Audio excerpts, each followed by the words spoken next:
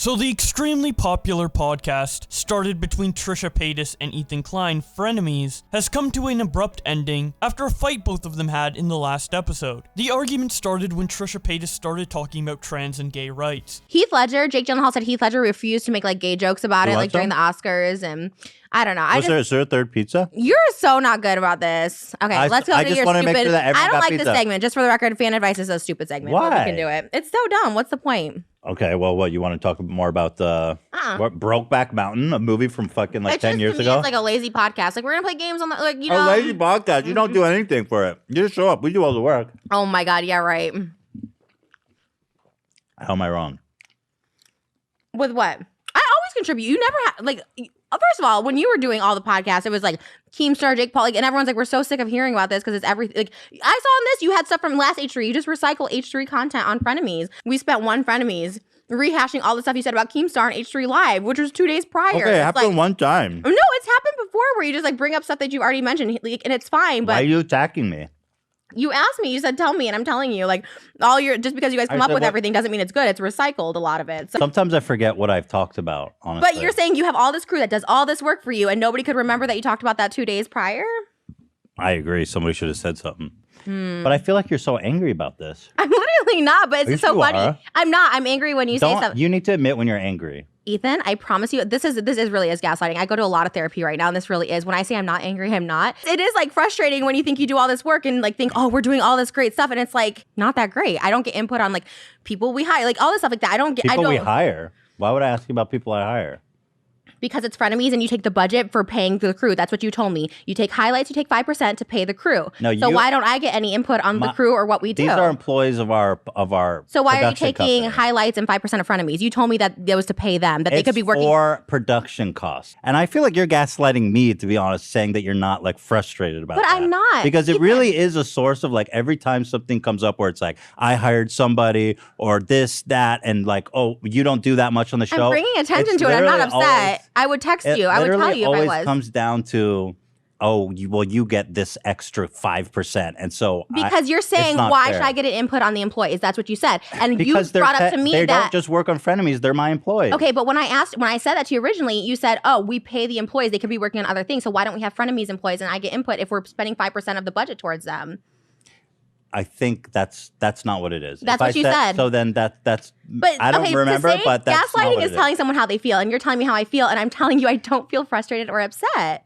So I don't know what else that could be. How am I gaslighting you by telling you I'm not feeling this way? How is that gaslighting you? I'm not feeling this way. Okay. I wouldn't show up. I wouldn't come here. I would, You listen. You can be upset and not because you could be upset and then also not be like, I'm not showing up. Fuck you. I'm like not there's upset. levels. If I was upset, I wouldn't show up. I'm just explaining. I'm just because you can be upset and still show up. But I'm not upset, and that's what gaslighting is. Because you're saying I'm gaslighting you by saying you're not upset. You're perfectly. Oh, wow. You're in a perfect condition right now. Okay. Wow. Holy cow, that's crazy. I mean, I don't know how I just don't see what you just did. That's really. What crazy. did I do? We have to end it now. Like really. What did I do? We got to stop for real. Really. We need Okay. to stop. Trisha, let me just say, I'm sorry. Ethan, that you just did that. You're right. You're right. Nothing's wrong with you. But I go, you don't know how much therapy I go to a week. I go to 4 Zoom sessions a week. No, I understand. Ethan, what you just said was, you're right, Trisha. Everything's fine. That's insane. Like the fact that you did that to me is like insane. It's not insane. We're friends. We're having a friendly conversation. I shouldn't have to walk on eggshells around everything I say. All right, Ethan, I'm asking to end this. I'm asking you. can leave anytime, Trisha. But then you're making this thing where we're not ending the show and you get to sit here and be like, okay, well, that just happened and you're eating pizza and then I will end the show the minute you walk off the All right, so let's just end it.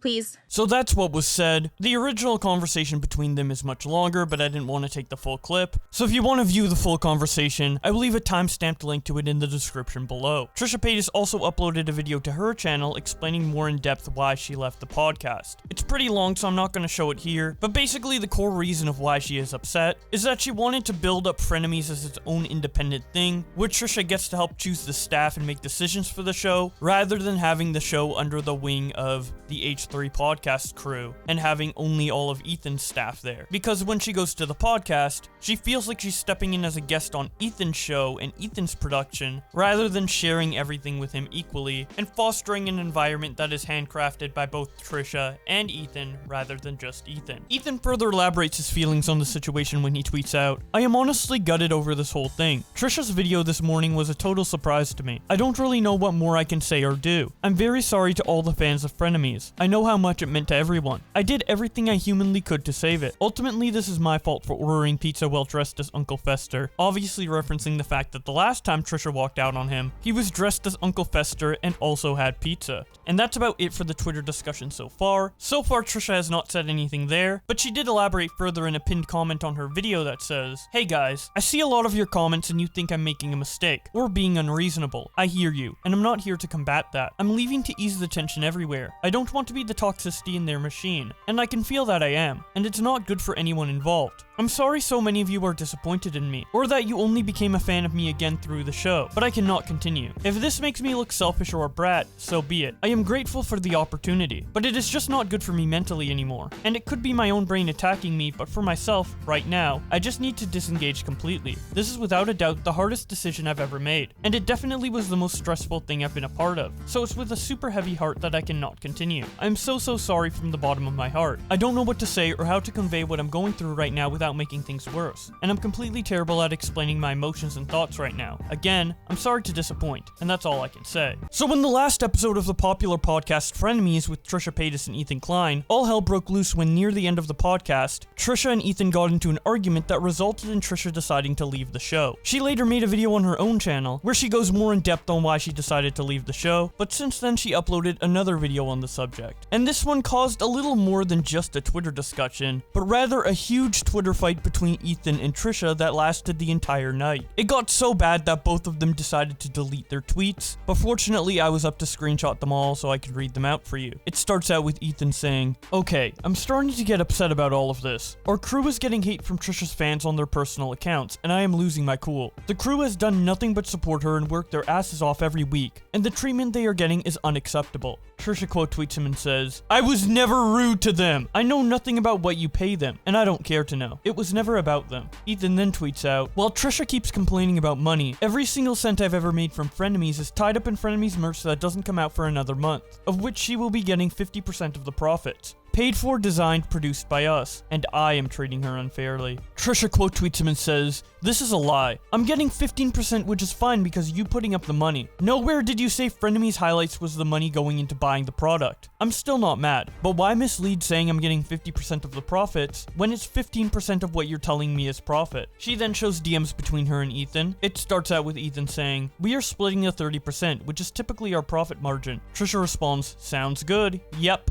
Ethan responds, "Okay, cool." To which Trisha responds, "Totally cool with that. Your resources and your investing. I'm more than happy with that." Ethan responds, "I'll show you all the numbers and sales and stuff, obviously." Trisha responds, "Cool, cool." To which Ethan says, "Sweet, we're aiming for May. Looking good." Trisha continues on Twitter by saying, "You keep switching. Is it to pay employees? Production costs? Or now it's merch? Like what?" She then shows DMs between her and Ethan, which I assume are from the inception of the podcast, and it starts out with Ethan saying, "We can do 50-50 on revenue from the main episode plus sponsors." Trisha responds, "Okay, works for me." Ethan responds, "Is basically just 50-50 on all the money from the main episodes. There is highlights. We'll just keep that money to cover production costs and such." Trisha responds, "Okay, that totally makes sense to me." Ethan responds, "If that's okay." Trisha responds, "Totally." Ethan responds, "Sweet, I'm excited." To which Trisha responds, "Same." So freaking random. Ethan responds, "I know, that's why it's awesome." Ethan also says, "Would you be okay with 55-45? I think the other stuff might not add up to enough." Trisha responds, "Lol, K." To which Ethan responds, "How about 60-40? JK. Sorry, I know it's lame. I was just thinking about it a little more." Trisha responds, "Oh my god, I was like so Jewy." "I don't care, that's fine." Ethan responds, "I was just thinking I want to hook the crew up a little for the extra work." Trisha responds, laughing my ass off, "It's fine. No less, lol." Ethan then jokingly responds, "How about 44.9? Trisha continues on Twitter by saying, I can't scream enough I don't want more money. I want to have a say in where some of the highlights money goes to because that's what we agreed on, production costs. He asked me why I should have a say in new hires, because I was under the impression Frenemies money would pay for part of someone's salary. I don't know. It turned into this huge thing. If I cared so fucking much about money, I wouldn't be quitting but apologizing and begging to be taken back. Money does not control me. It's a huge money loss to step away, because it also helps promote my side businesses, which is now not gonna be as easy. And that's okay. Ethan Klein then tweets out, I reached out to Trisha an hour ago saying that I wasn't happy with how she handled this, and how unfair it was. And instead of talking to me and handling it privately, she put out another 20-minute video that caused my crew to get so much hate they are now privating their instas. Trisha quote tweets him and says, I said I have no issue with them. You are using them to hide the fact that you are an asshole. Stop saying I'm inducing hate by defending myself. I was never rude to them. They were never rude to me. This is insane.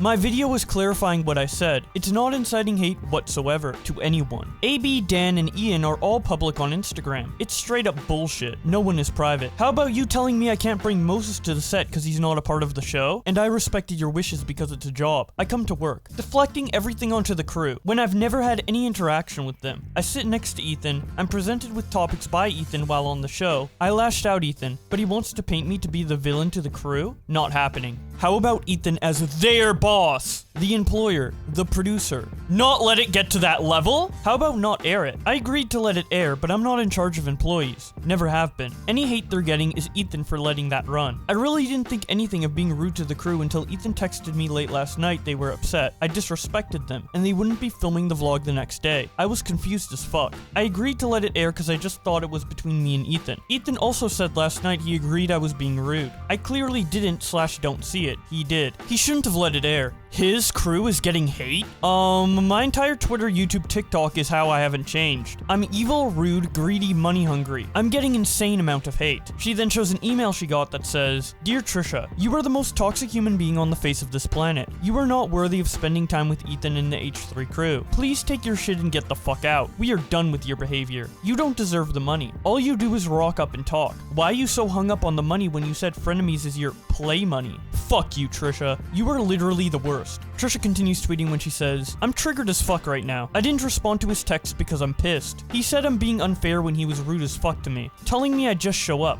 patronizing me saying I'm in perfectly stable condition. I was in shock. I'm still am. And don't come on here saying my crew is getting so much hate from Trisha's video. Those are your employees for you to protect. You knew they were upset. Why would you let it go out? My video said nothing negative about them. Ethan then tweets out, At the end of the day, Frenemies was a beautiful experiment that I will always cherish. I've learned and grown so much from the experience and have Trisha to thank for that. She has been a dear friend of mine throughout, and I'll always be grateful for all she's done for us. Peace and love. Trisha then responds by saying, Don't peace and love this bullshit. You brought it to Twitter. You brought up merch sales. I didn't respond privately because I'm not in the space to. Fucking Jesus. And then blast me on Twitter saying I incite hate, but then she's great, wonderful? Great time together. Ugh. BS. I've been quiet on social media because this shit feels awful. None of it feels good, but I needed to clarify what I said. I'm allowed to speak on what I was trying to say. When he texted me the crew was upset with me at 11:30 last night, I genuinely was taken aback. Like, I still am. I had no idea who came up with what. I really thought Ethan did. I've always been appreciative. I've said that in my videos today. Damn. Daniel Perez responds to Trisha by saying, I swear to God if you actually talk to him, this won't get any better this online back and forth. Just take it easy. Trisha quote tweets him and says, He brought it online tonight. If he watches 2 seconds of my video, I'm clarifying what I said. He tweeted how his crew is getting hate because of my vid. He tweeted I wasn't responding. He tweeted my percentage of sales. I offered today to Ethan to still promote Frenemies merch and take $0. I didn't even want to cut anymore after all this, but I would have been happy to promote it as I didn't want to leave them high and dry, and that people would still buy it especially under the circumstances. He texted me about it, and I was of course more than willing to do what I can and take no money. Like, it's not about the money in my pocket. Jesus Christ. I made $9 million last year off of. I'm okay with money. Just like he texted me last night if I was still down to do the Rage Room vlog today because we already spent $5K and couldn't get it back. I said of course I will. I am a professional. It's work,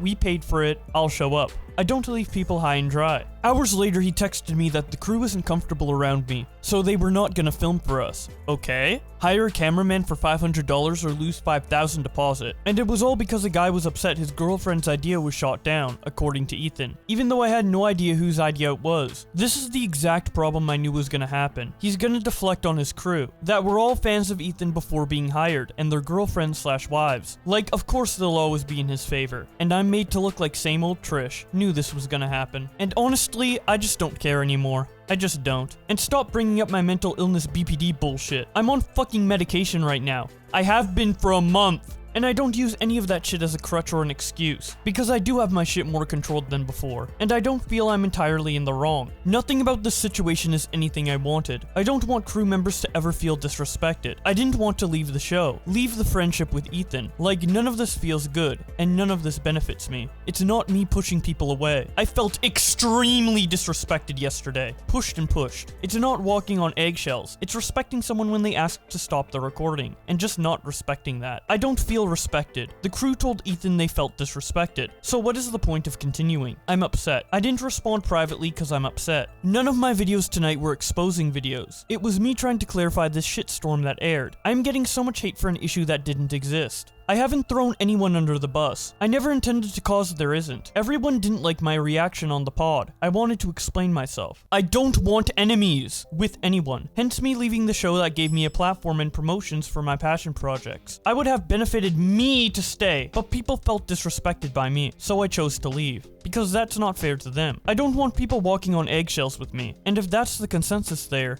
of course I would quit. I'm not trying to cause anyone anxiety or feel like their work is not appreciated. I don't want enemies. I've been trying to make amends with everyone this year and last. This is getting twisted in such a horrible way, and I'm sick. Like, truly just don't know what to do with myself. Kanita responds to Trisha by saying, "You were so supportive and considerate to the crew the entire podcast, and I noticed that completely throughout my time watching. Even on the podcast today you were." Trisha quote tweets her and says, "Thank you. I am always in awe of the things they have set up, like including the recent female hire. She used to do stuff before getting paid, and I thought it was so cool. Once again, my issues were never with them, ever." Caked Caleb responds to Kanita by saying, "I think it's more so on how dismissive she was on how much work they put into Frenemies." Trisha quote tweets him and says, "I didn't know they came up with the segments. I literally thought Dan did tech editing and commentary. AB and Ian did research and set up the actual activities. The newest, like props as well. I never slammed that. They set up this cool foreign snacks thing that looked dope as hell. Hence why I said they were busy when the pizza debacle came up. I told Ian I've seen him work the hardest on that pod." Like, what? Cause honestly, I can take people hating me again, thinking I haven't been working in myself properly. But I don't like this narrative of me being greedy or rude to the employees. I was happy with any percentage of the merch. I wasn't even expecting a percentage. I was just happy to get a hoodie for real for real. I never negotiated, never asked to see the numbers, didn't care to. This was mentioned in one of the podcasts. Like, I was genuinely surprised they would pay me anything from the sales, and I didn't care. Up until this day, today, I was like, don't pay me. I'll still help push it for the work and money they put in.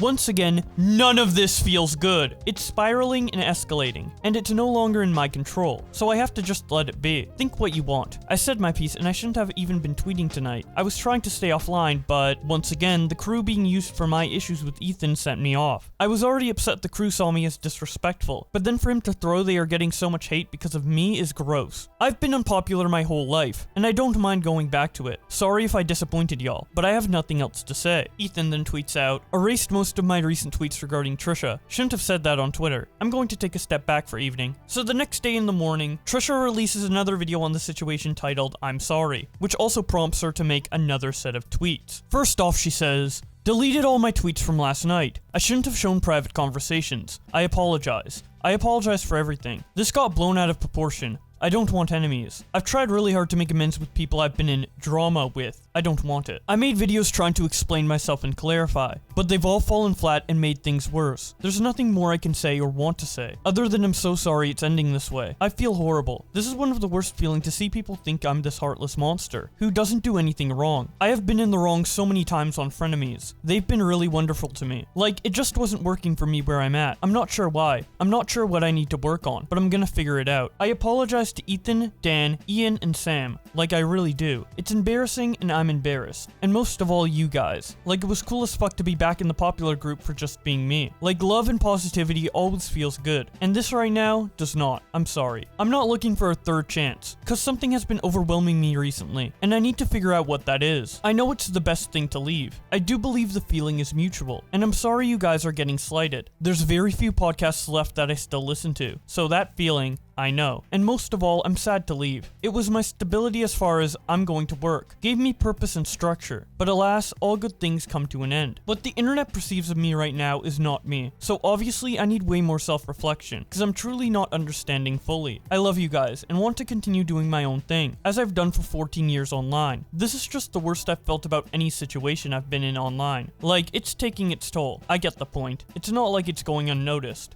For the people being kind right now, thank you. I appreciate it. And for people upset with me, that's okay too. I'm in a place I can handle the feedback. Speaking of feedback, an employee of the H3 podcast, Dan, actually gave some feedback and corrected Trisha on some things. She found this out when the Twitter user DefNoodles tweeted out a comment from one of Ethan's employees, Dan, and captioned it by saying, "Who could have seen this coming?" Dan from the H3 podcast discusses on the H3 Discord statements made by Trisha Paytas about the end of Frenemies. Dan says, "Trisha seems to be under the impression Sam came up with the advice segment idea. Not the case." DefNoodles continues by saying, Dan also clarified that Ethan Klein decided to postpone things until everything calmed down, adding they were ready to shoot the vlog today. He then shows messages from Dan that say, "I guess she inferred it was us saying we don't want to. Ethan decided to postpone/cancel it until things calmed down. We were prepared to go shoot today if that was the plan. It's my job." Trisha Paytas quote tweets DefNoodles and says, "He literally said the crew didn't want to shoot." She then shows DMs between her and Ethan. It starts out with Ethan saying, "Regardless, tomorrow, I think let's take the time to cool off. The crew is kinda upset about how things played out, and I don't blame them. You trashed them kinda badly. They work really hard on the show." Trisha responds, "Dude, let's just end this right now. For real. Like, it's okay for real. It's better if I'm not part of it. I don't vibe with them. I didn't ask them to be involved. They've all been nasty as hell to me. AB downplaying my shit, Dan calling me an idiot before I came on H3. Ethan responds, "They have not been nasty to you, Trisha. That's ridiculous." Trisha responds, "Ethan, I'm done."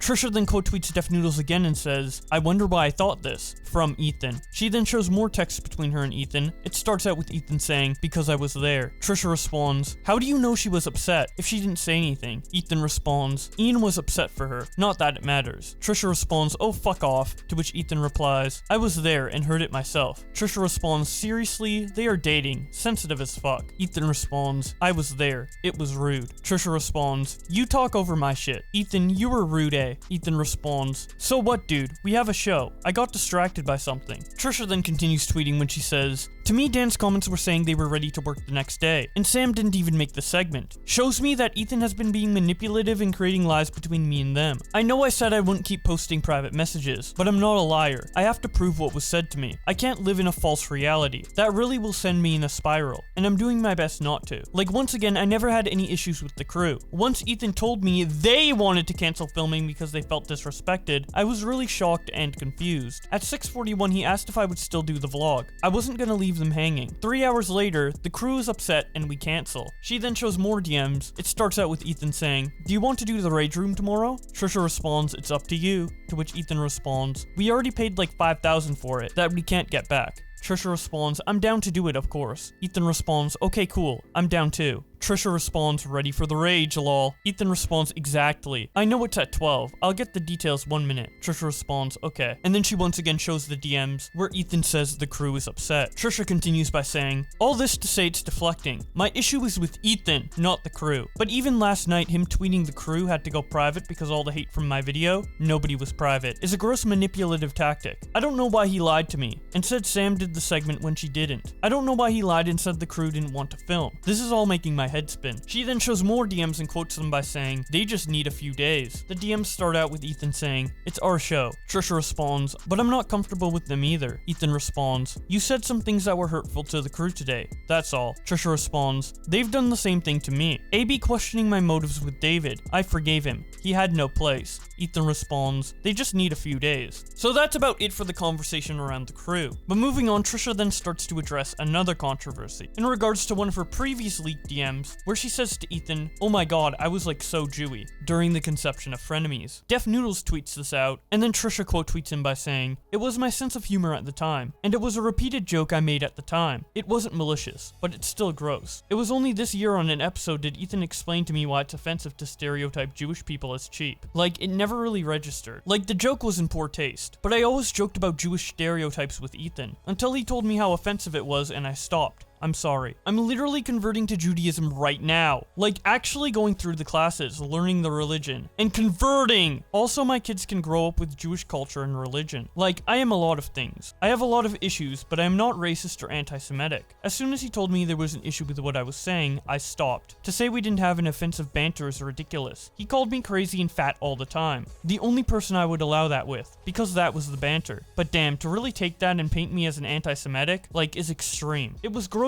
and wrong, but not hostile. Anti-Semitism is hostility or discrimination against Jewish people. It was an obvious joke in the text. A poor one at that. It wasn't malicious. If I discriminated against Jewish people, that would mean I don't work with them, and I sure as hell wouldn't be marrying into it. I'm sorry, I'm sorry, I'm sorry. People don't want to hear this from me right now, but I am. I'm acknowledging everything that's being thrown my way. I'm not hiding from things or running away. I'm trying to address things head on to de-escalate. Being silent means being guilty in my book, and I will clarify if I need. Apologize till I'm blue in the face. I've always done that and will continue to. Kiki responds to Trisha by saying, "You clearly don't recognize that perpetuating stereotypes is still anti-Semitism. Just because you didn't intend it to be discriminatory doesn't mean it isn't." Trisha quote tweets her and says, "I do realize. I apologized on Frenemies when Ethan said it does upset him. I apologize now. It was a bad joke I made and I'm truly sorry. I can't take back what I said back then. Like, I acknowledge it. I'm not sure what else I can do." Daniel Perez tweets out, "They were so quick to praise and love Trisha, but as soon as they mess up one time, they're so quick to tarnish and trash Trisha online." Trisha quote tweets him and says, "That's why I don't play into any of it. I never felt comfortable with people hyping me up because it's all fleeting. People hype you up and tear you down. It's truly the nature of the internet, and I can't be mad at that. I've been making my videos early in the morning, and I need to stop. I'm emotional right now, but mentally I'm not unstable. People keep saying I'm blaming mental illness. I'm not, and I've never said that. I've been mentally stable for most of this year. With the exception of a manic high a few weeks ago, I've managed to just be content. And while people tried to diagnose me as having a manic low right now, I'm really not. I'm highly emotional, but I'm mentally at peace. Like, I can't control what has happened. I can't control what people think of me. I'm just trying to keep ahead of what I can control. I make these videos early when I'm at my most emotional. Do I regret the past 24 hours and how I acted and handled things? Yes, of course. But there's no way to go back in time. There's no undoing things." Desani responds to Trisha by saying, "You mentioned how much you go to therapy multiple times during the fight." Trisha quote tweets him and says, "Yes, because of that is why I'm able to keep a steady mindset through this. Trying to control my overthinking. Going to therapy doesn't mean you're crazy. It means you are working on controlling that crazy. Not going would be even scarier. Dude, this shit for real feels like a breakup. It's so fucking miserable. I'm not sure what stage of grief I'm in, but change is something that is so fucking hard for me to deal with. Like, it really is. Departures are never easy. It's not fun. I'm literally not reading anything anywhere, just venting." Ethan Klein then uploads a 44-minute video to address everything Trisha has said so far. And then Trisha goes on to make 4 separate videos responding to his video. Obviously, this is a lot of content, I'm not going to show you all of it, but to be fair to Ethan and platform his defense against Trisha, I will be showing the most important points he made that is relevant to what we have read out so far. But if you want to see the full thing, the link will be in the description below. But the thing that we discussed, that was kind of like a non-starter is she told me that she wanted a whole new crew for Frenemies because she didn't feel comfortable with them. Whole new crew. We need to essentially fire everybody that's worked on the show from the beginning, find a new space, and change everything. Call me manipulative all you want, but there is so much. Just saying, essentially fire everybody. Never once did that come out of my mouth. Never once did I imply that. I don't even remember saying, like, I will go through every single text message saying we need a whole new crew. It's so crazy. It's so much deflection because, again, my issue was and is with Ethan and had nothing to do with the crew. It is just a lie. I've never once ever replaced the whole crew. Like, that's... They've busted their asses every week to put on the best show possible. And so it is disrespectful and demeaning to them to be like, we need to get rid of all of them and hire new people. The people who have worked their asses off. He's such a liar. I've never once said, let's fire the crew. Never once said that. On my grave, This is where maybe I fucked up, okay?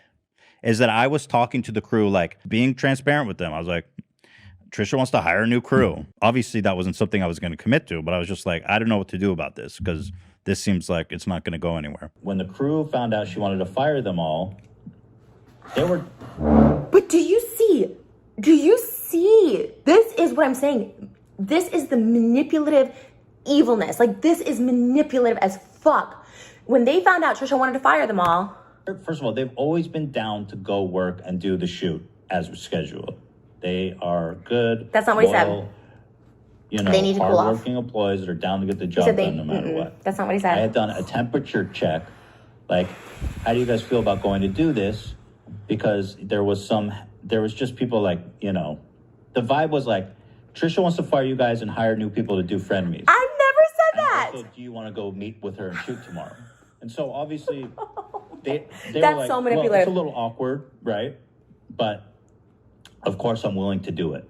That's not what he texted me. I made the executive decision as their boss, trying to foster a healthy work environment, that let's just not do the shoot tomorrow, bearing everything that's happened. In the context of that conversation, I think Trisha understandably came to take the meaning like, oh, they're on strike. That wasn't the case. They were always down to shoot it. And I made the decision to not shoot immediately after taking a temp check and after everything that happened. The advice segment that we were planning, first of all, I thought it was Sam's idea. It was just an idea she pulled from a document, but she did the work preparing it. I don't think it really matters whose idea it was. The fact that Trisha was just going to sit there and trash their work, but I do want to say for the record, that's not what happened. Sam was not upset that she didn't like the work. If anyone was upset, it's because she said that she wanted to fire everybody and get a new staff. That made people uncomfortable. Like, okay, well, she doesn't even want to be around me. The crew did nothing wrong. I misunderstood the situation. I told Trisha that people were upset that she didn't like the segment, okay? I take the blame for that. The reason they were upset that I misunderstood is because she said she wanted to fire them all. They were always willing to do their job, period. They have done nothing wrong. She called my wife like the C word. She called me, you know, she said the most horrible things. She said, I'm a terrible parent. Hila's a terrible parent. I feel like he knows this. Bringing something that was like the lowest of my like existence, like things that I said to him and to Hila, like was so low. Like I couldn't believe they forgave me. It felt nice that they did. They've never treated me different after that. But like to bring that back up, especially after all this, especially after you just did this whole spiel about me wanting to fire your employees like as a fucking goddamn monster, and then bringing this up to like to drive that point home, to illustrate a bigger villain picture is so like, it's just so hurtful. Like I own up to that stuff. I owned up to it then. I own up to it now. I live with guilt of that every single day. It doesn't feel good. I've never felt the same. That's when I started really considering taking medication, and I just got on it recently, but like, because I was like, oh, there's something not right. There's really something not right wired in my head. And it was up to me to get that treated and not like lash out on people the way I was doing. Like I really tried my best. Like, obviously we have banter on the show, but like I really don't feel I've been disrespectful. Like the idea of shooting that segment down, like that was the disrespectful thing. Like, yes, it was rude. I'm sorry about it, but like, damn, like the whole crew, you're making up lies that I want them to be fired over that instance, and taking this thing that everyone's pissed at me about and snowballing it and creating this monster thing and bringing this back up in my face. Like, then why forgive me in the first place? Like, don't forgive me. Like, just end it there. You know what I mean? To bring this up and to just paint this bigger picture. She also did this. Remember, guys, she also did this. It's like, let me just bring up all your past, all the shitty things you've done to me and Moses in our beginning of our relationship. When you guys shitted on us on your podcast, there's a whole timeline of it, of just being so nasty to me and Moses. And it was just like, and I'm trying to leave him out of this because it really has nothing to do with him. And in Hila too, to me, it has nothing to do with Hila. Like, I really do feel like we're past, like, bringing this up is just, it is a lot, because it's to me, it's unfair. You can't forgive me and then also keep bringing this up when you want to throw it in my face.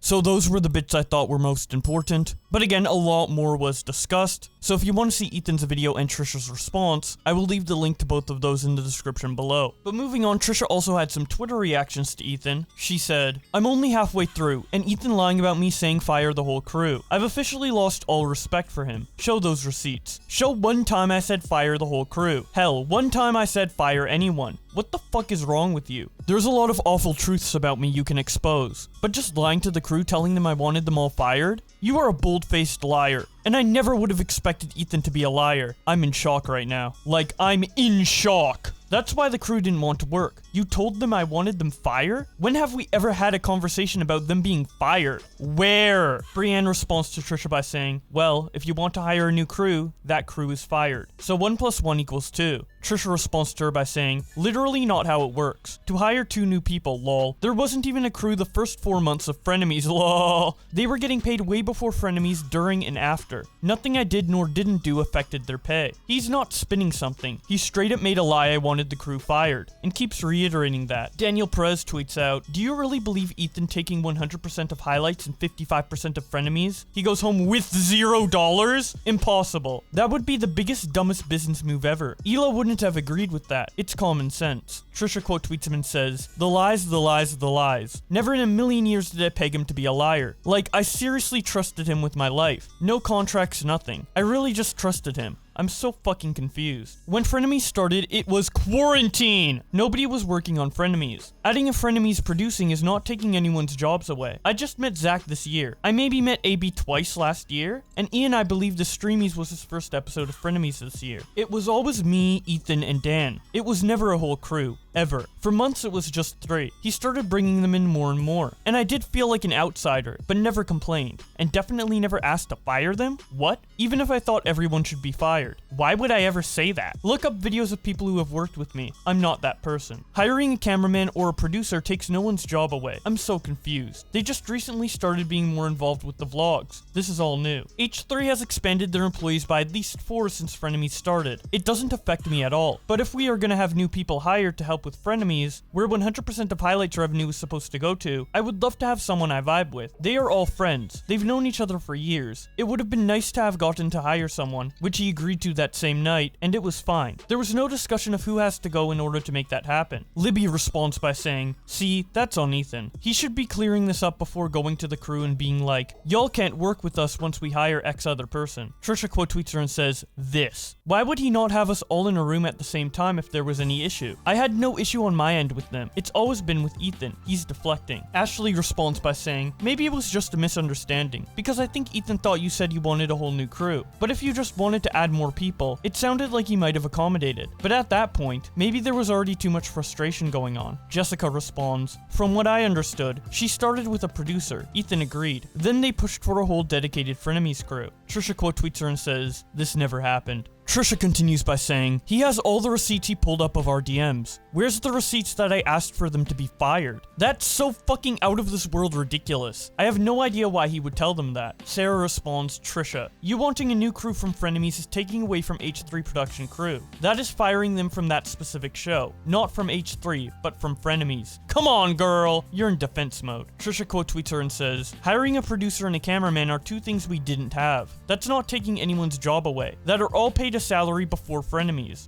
Frenemies didn't change how they were paid. This is so dumb. If anything, they were probably working extra show for the same pay. I don't know. McKins responds, you were the one to talk about what they are getting paid when you were trying to take a cut from their salary. Trisha quote tweets her and says, I wasn't. This is something that came out of nowhere. These were employees of H3 before Frenemies started. I have no say in what their salary is, and I never said cut it. What the fuck? Kensley also responds to Trisha by saying, damn. I guess Dan was never a producer? Ethan considers you as family. Maybe it's time to call it a night. Trisha responds, he wasn't as far as I'm concerned. Up until 2 nights ago, Ethan has always referred to him as Tech, and I think he's amazing. Try responds to Trisha by saying, he's literally always been a producer. That's so embarrassing for you. Trisha quote tweets her and says, he's always referred to him as Tech for me. This was last night, and him saying I was rude to 2 people I only said nice things to. Other than I didn't like a segment I had no idea who came up with. She then shows more DMs between her and Ethan. It starts out with Trisha saying, but if these 2 people are gonna get offended because I don't like a segment, then I'm just good, for real. Ethan responds, but Dan is gonna be there to manage tech. They were not mad you didn't like the segment. They were upset because you were rude to them. Trisha responds, I wasn't. I didn't even mention them. And to be fair, she is telling the truth. In the argument that resulted in the end of the podcast, Trisha never mentioned the crew, but rather the segment that the crew came up with, not knowing that it was the crew who came up with it. And if they're not mad about the segment, what else would they be mad about? Maybe there's a piece to this puzzle that Ethan has yet to explain. Who knows? Anyways, moving on, Trisha continues tweeting when she says, all the H3 employees come and I don't care. Come. Keep them coming. I literally said how hard Ian works. But like, we can't add some more people? especially if we have the budget for that, and not the dumb 5%,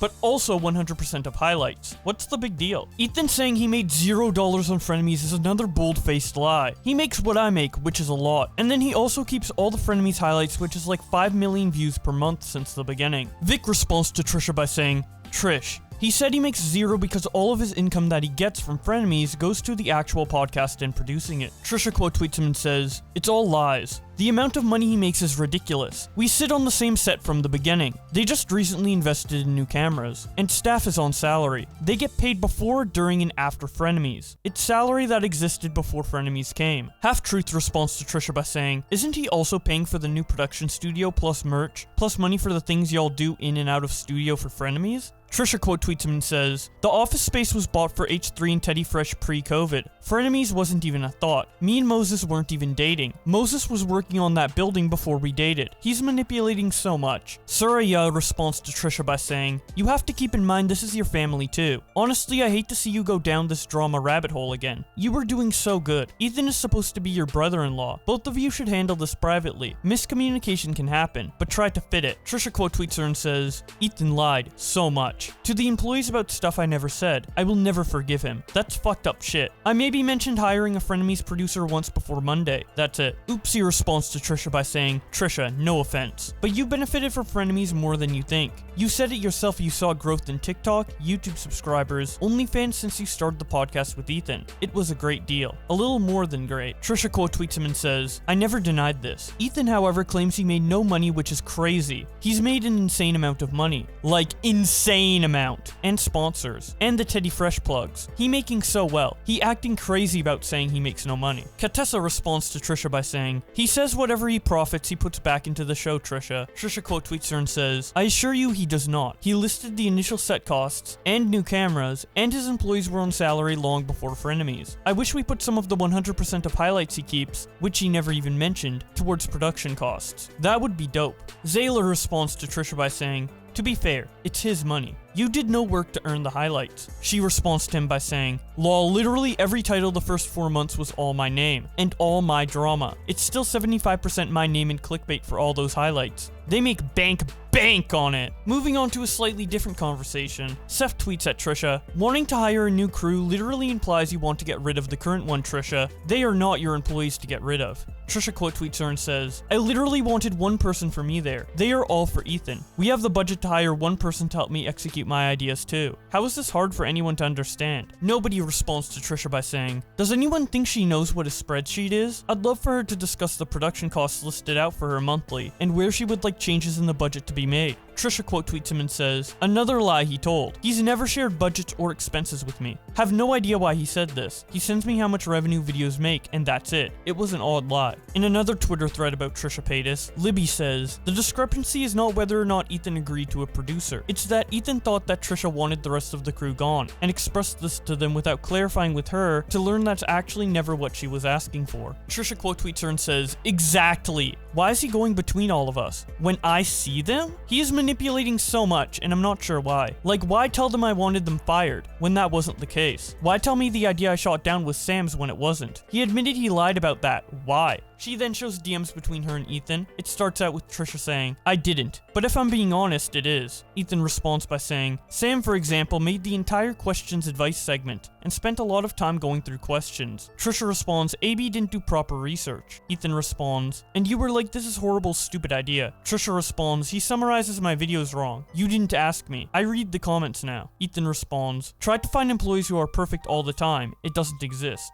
Dinny responds to Trisha by saying, if it's true that Ethan agreed to hire a new producer for Frenemies after the fight happened, why did you decide to still quit the show? I understand you have every right to leave as you please, but it sounds like Ethan was willing to hire a new person once it was brought up. Trisha quote tweets her and says, it was hours later when he said I was rude to the crew and felt disrespected. I said I shouldn't continue in that case. No one deserves that in their work environment. So I told him I was done. He knew. Frenemies out of context responds, Ethan said he agreed with you on hiring more people, so what's the problem? Trisha responds, that he went and told the crew, Trisha wants you all fired, but you down to film tomorrow? Moving on to a different question, Psalm asks Trisha, do you feel bad about the work Hila put in for merch, just for it to be thrown out? Referring to this clip in Ethan's video. video. And now I have hundreds of thousands of dollars tied up in merch that I'm probably not going to be able to fucking sell, that my wife works super hard on, her staff works super hard on, and now it's like, tough luck, dude. Trisha responds to her by saying, I spoke to him yesterday and said I would still promote it and take $0. But apparently the money invested is from Frenemies highlights, not Teddy Fresh or their personal accounts. So it's also my investment loss. Another question that Jenny asks Trisha is, I'm just confused on this part. When you said that was one of your favorite movies and you love that character you dressed as, then on the show you said multiple times you had no idea who you were dressed as? Seriously just wondering. Referring to this clip from Ethan's video. She hates the Uncle Fester costume idea that we pick all the costumes. And like, here's her message about it when I pitched it to her,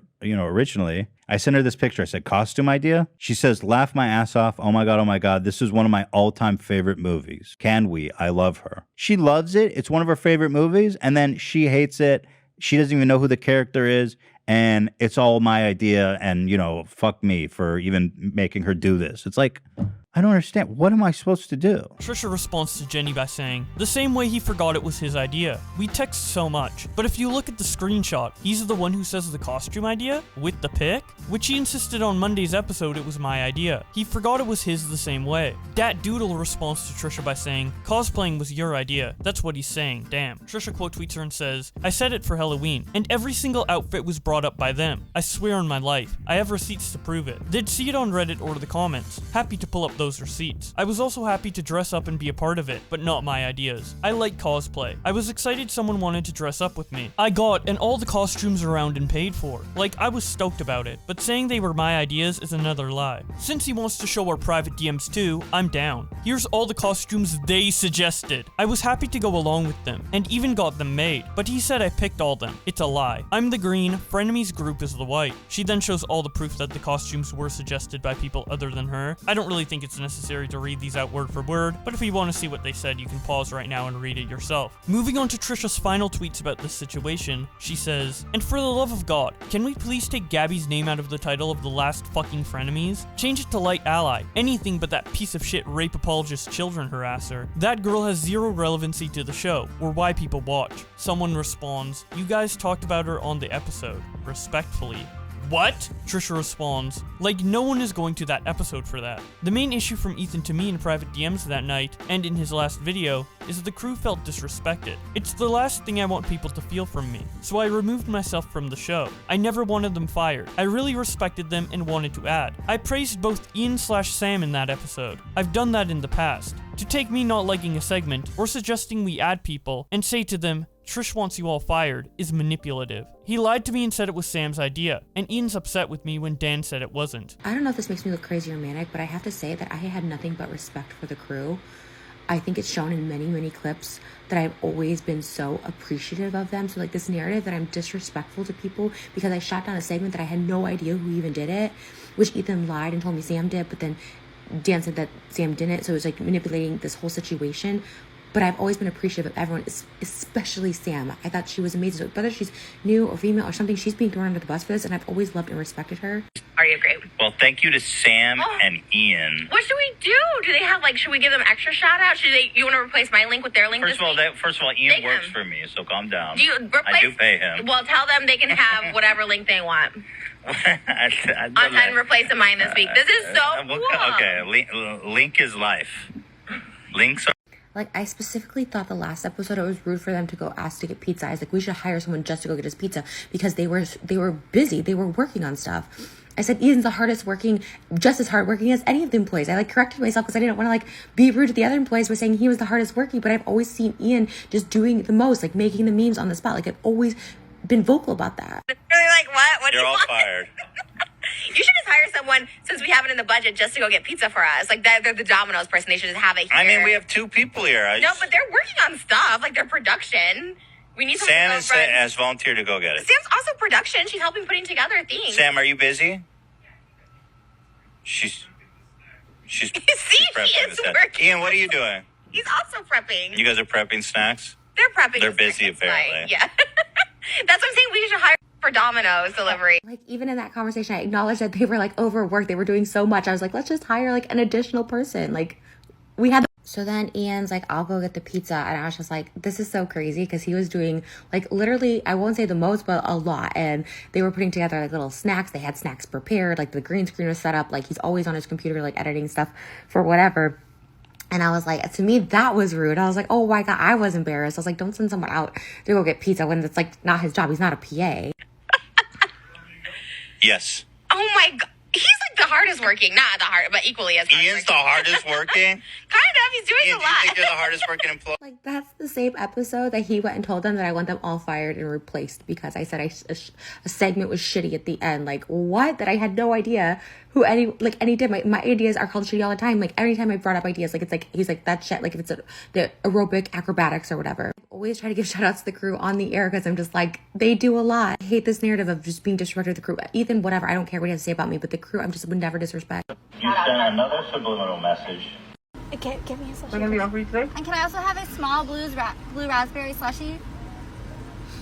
A sausage McMuffin. After those TikToks, Trisha talks about the situation a little more on Twitter. Sarah tweets at her, "I'm excited to see who replaces you, Trisha," to which she responds, "Damn same. I'm a glutton for punishment." Or maybe just a glutton. I don't know. Miguel responds to her by saying, "People always focus on the negative. Stay strong in you always. We should just be happy and thankful we got to see you be part of a great podcast. Frenemies fan for life. Thanks for all the laughs, Trisha." Trisha responds, "Thank you. Honestly, it breaks my heart it's over. Truly. It was the best thing I had going for me. None of this feels good. Just doing my best to stay busy and focus on new beginnings." Internet Nobody says, "I want Gabby on Frenemies," to which Trisha responds, "I'd watch, to be honest." Deanna responds to Trisha by saying, "I'm sure it's been said, but is there a space for grace and apology? You don't have to burn it all to the ground. Let there be a middle space?" Trisha responds, "I think one day we'll have peace. More than anything. I've said once and I'll say it again. I feel the worst that the crew were hurt by me. I relive it in my mind. That's the last thing I'd ever want to be to staff, and it happened, and it was time for me to leave. I've literally never said I'm perfect, nor have I blamed any of my mental illness for this week, and I wish people would stop bringing it up as if that defines me as a person. I've been on medication since May for schizophrenia, and believe it or not, my disengaging has improved. In my past, I resorted to the nastiest vile shit that would come to my brain. But I'll tell you, my last breakdown earlier this week, no vile thoughts came into mind. People may not think this is a big step for me. It was. The fact that the voices didn't enter, I was happy. Obviously, I don't think anyone should have to experience my splitting, especially in a work environment, which is why I think God blessed me to be able to work independently online, because I've never been able to keep a real steady job. I hope to change that. I have family that have put up with so much of this shit my whole life. So for me, being diagnosed with BPD and schizophrenia was at least a starting point to fixing myself. I'm fortunate family stayed around. Lord knows I wouldn't have. Nor do I expect it. 2019, diagnosed with BPD at 30 years old. 2021, schizophrenia at 32 years old. And like, it's late, but never too late. Moses didn't want to date me for months because of extreme episodes, and I'm shocked he stayed around. But since getting treatment together for me, I haven't had one with him since November 2020. And it's proof that what I'm doing is working, even if it's just an inch over a mile. But again, I say that all to say, I still feel stable, in control, and no voices since May 2021. So it's progress. And even if no one else can see it, my family and fiance who know me do. And that's enough for me to stay in treatment. I still split, but I have more control. I don't hear the devil. I just hear rejection, and I try my best to combat it. I'm not perfect, like far from it. I'm just trying my best. All that to say, Frenemies ending is almost something I need to push me again. My lowest lows have forced me to dig deeper into progressing into the next phase of mental stability. Oddly enough, my therapist suggested physical activity every day, and that's what I need to focus on. My heart hurts that I let so many people down, and I'm sad I don't have it, but it gets to the point of not being well enough to be around others. That means Trish needs a little isolation to regroup. I hope y'all can kind of understand. I'm continuing to do YouTube and TikTok, cause it feels good for my mind. It's that constant for me, but in no way do I want people to think I'm just happy and fine and no cares in the world. Far from it. Time heals all wounds. Hope in time, you can understand. And for people still with me, thank you. I really try my best. Like really. And that's all I can do. Someone responds to Trisha, "After regrouping, how about a real last episode? I think we deserve that." Trisha responds, "I would love that. In time for sure. Maybe to sell the merch. I don't want any money from any of it. I don't like leaving people hanging. It's about a month till it's ready. Hopefully time will be enough by then." Trisha then continues as normal, uploading a video of her making buffalo wings, and Toast for Satan responds, "You threw it all away. Now you are making wings." Trisha quote tweets her and says, "Laughing my ass off. Well, this was filmed before, and I still still gotta eat? I don't know, lol. What am I supposed to do? Crawl in a hole? Ken tweets out, everybody commenting read the room on Trisha Paytas' Instagram. Like, what room? No one is dead. Like, let them post? Trisha responds with a facepalm emoji. Alana responds to Trisha by saying, I'm honestly really struggling to see what you've done wrong. Trisha then responds with a shrug emoji. So, after all of those tweets, things seem to calm down between Trisha and Ethan, and the beef finally seems to be over. But then Trisha uploads a video titled Trigger Warning, SA monetization is off for this one, serious topics, where she talks in depth about how Ethan triggered her. Here is what she says. I put up with Ethan purposely trying to trigger me on multiple occasions. This is not walking on eggshells. It's like, oh, I say one wrong thing. No, this is times where I'm like, don't share the private messages from episode 1, where he shared messages I sent to him, where he shared Moses' private messages, and we asked him on the show not to. And I allowed it because I thought that was, the entertainment of the show. And I think even myself, I got confused what was banter back and forth and what was just straight up triggering me by bringing up my sexual assault. The first things that come to mind obviously are talking to my mom about my sexual assault on a trip from Disneyland. I was so nauseous and so sick because my mother and we had a strain in our relationship when I was younger, around that time. When he asked her about it, it was something that he's like, well, you talk about it on the show, you talk about it on Frenemies, she watches Frenemies, but my mom fast forwards that stuff. It's something that I feel like everyone has to work through, but because I've just started treatment and therapy in 2019, consistently, it's not something that's even been brought up to work through with my family, and it's not even something that I'm comfortable with yet. Another thing that comes to mind is I talked about knowing Robin Williams, and this one really affected me. I think this is when I started to realize I can't keep getting triggered for entertainment purposes. I did go along with it, right? Obviously I get triggered, Dr. Drew. I get triggered, Dr. Drew.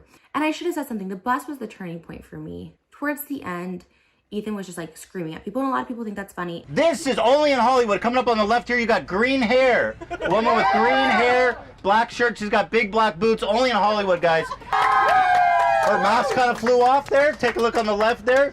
The last girl he's screaming at, it was a girl with green hair, and he's green hair. The girl was not having it. She was on her way to work, and she literally said something this is all you guys have to do is just yell at me, scream at me, whatever, she said, talk to me. And he kept going, and she was clearly just trying not to engage.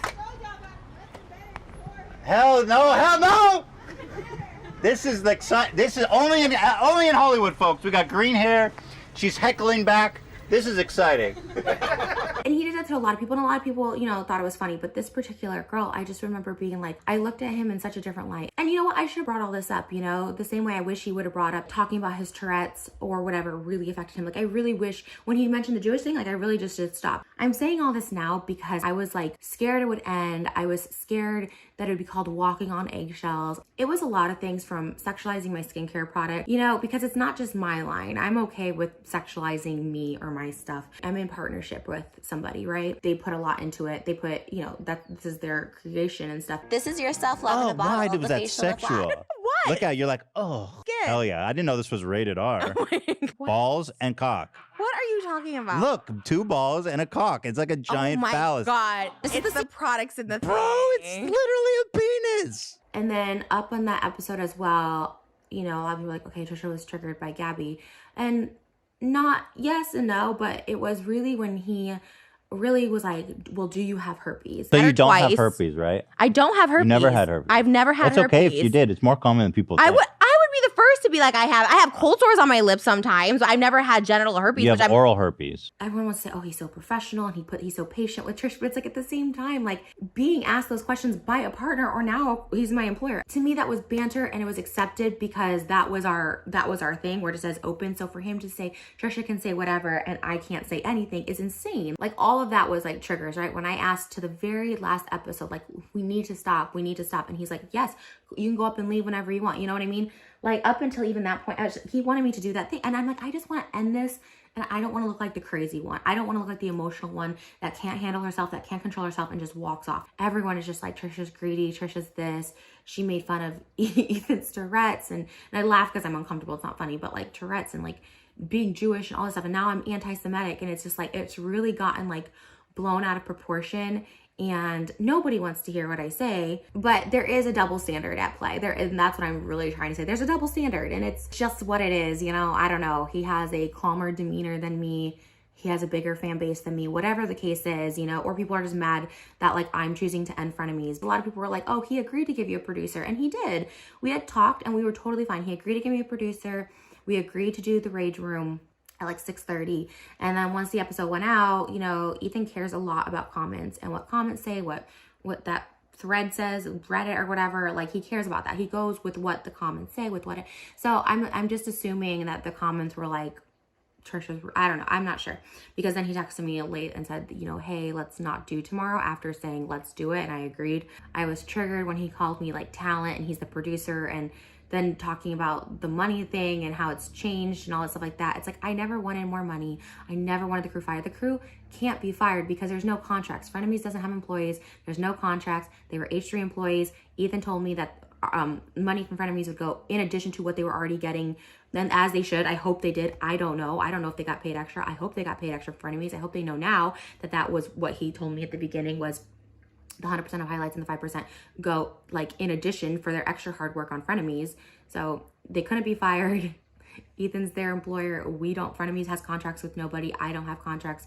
There's no contract. So that's the general gist of what Trisha was saying in the video. Again, if you want to watch the full 28-minute video, the link will be in the description below. But right after it released, Ethan Klein had a very visceral reaction on Twitter. He tweeted out, "I know y'all want me to talk about Trisha, but this whole thing is extremely upsetting and disturbing. I'm still processing it. This is a person who I considered one of my closest friends a week ago, who is now making videos accusing me of sexually harassing her. It's too much." I assume what Ethan is referencing here is when Trisha talked about him asking if she had herpes, because that's the closest thing to an accusation of sexual harassment throughout her entire video. Anyways, Def Noodles reposts Ethan's tweet saying the exact same thing, and Hello Lesh responds to him by saying, not what I took from that video at all. Trisha quote tweets her and says, "I assure you Ethan did not watch my video, inciting more unwarranted hate towards me. I don't even know what to do at this point. I took responsibility for wrongs I did on the show, but I'm also allowed to speak on what made me uncomfortable regarding my sexual health/history. I'm not sure if twisting everything I say this week is intentional to drive more hate my way or not, but it's disheartening. Starting with me wanting to fire a crew, to now accusations of sexual harassment, when it's me talking about my sexual health/history. She then retweets Hipstyle responding to Ethan by saying, "What? She talked about your dismissive handling of the sexual abuse stories, including her own, from the past. She never said you sexually harassed her. You are not dumb. You were intentionally twisting her words at this point to manipulate her into going back to you. You snake." Trisha continues tweeting herself when she says, "Last year I was a raging drug addict. Like raging. I had the scariest behavior of my life, and I will always own up to it. I will always apologize. And that's all I can do. There's 9,395 things that I fucked up on that are true. I don't understand Ethan twisting things that aren't. Just because one person has bad behavior doesn't excuse another person. Am I not allowed to feel comfortable over something that was said last week? The week before? Because I've said awful things in my past? I'm so confused." That was the first time my mother heard that story on the way home from Disneyland. She doesn't watch those bits. I've said when I was uncomfortable on the show. This isn't new. She then shows this clip from the Frenemies podcast.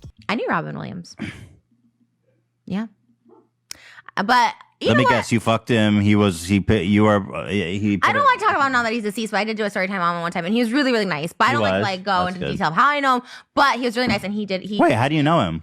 I just said I don't want to. You better tell me now. I don't want to go into detail. Like, how do you know him? Was it an escort thing? I think I talked about it before. You can Google it if you want. For someone find it. I don't know. No, don't find it. Don't. When someone's dead, like I hate when people talk about people when they died. Trisha. Stop! Don't Google it right now. Robin, you just told me to. No, it was because he was married, and so I just don't want to talk about Trisha it. Paytas. No. So you were a prostitute and you hooked up with Robin? It was like He's known for, doing that stuff. Yeah, but he was really again of all. Was he a good lover?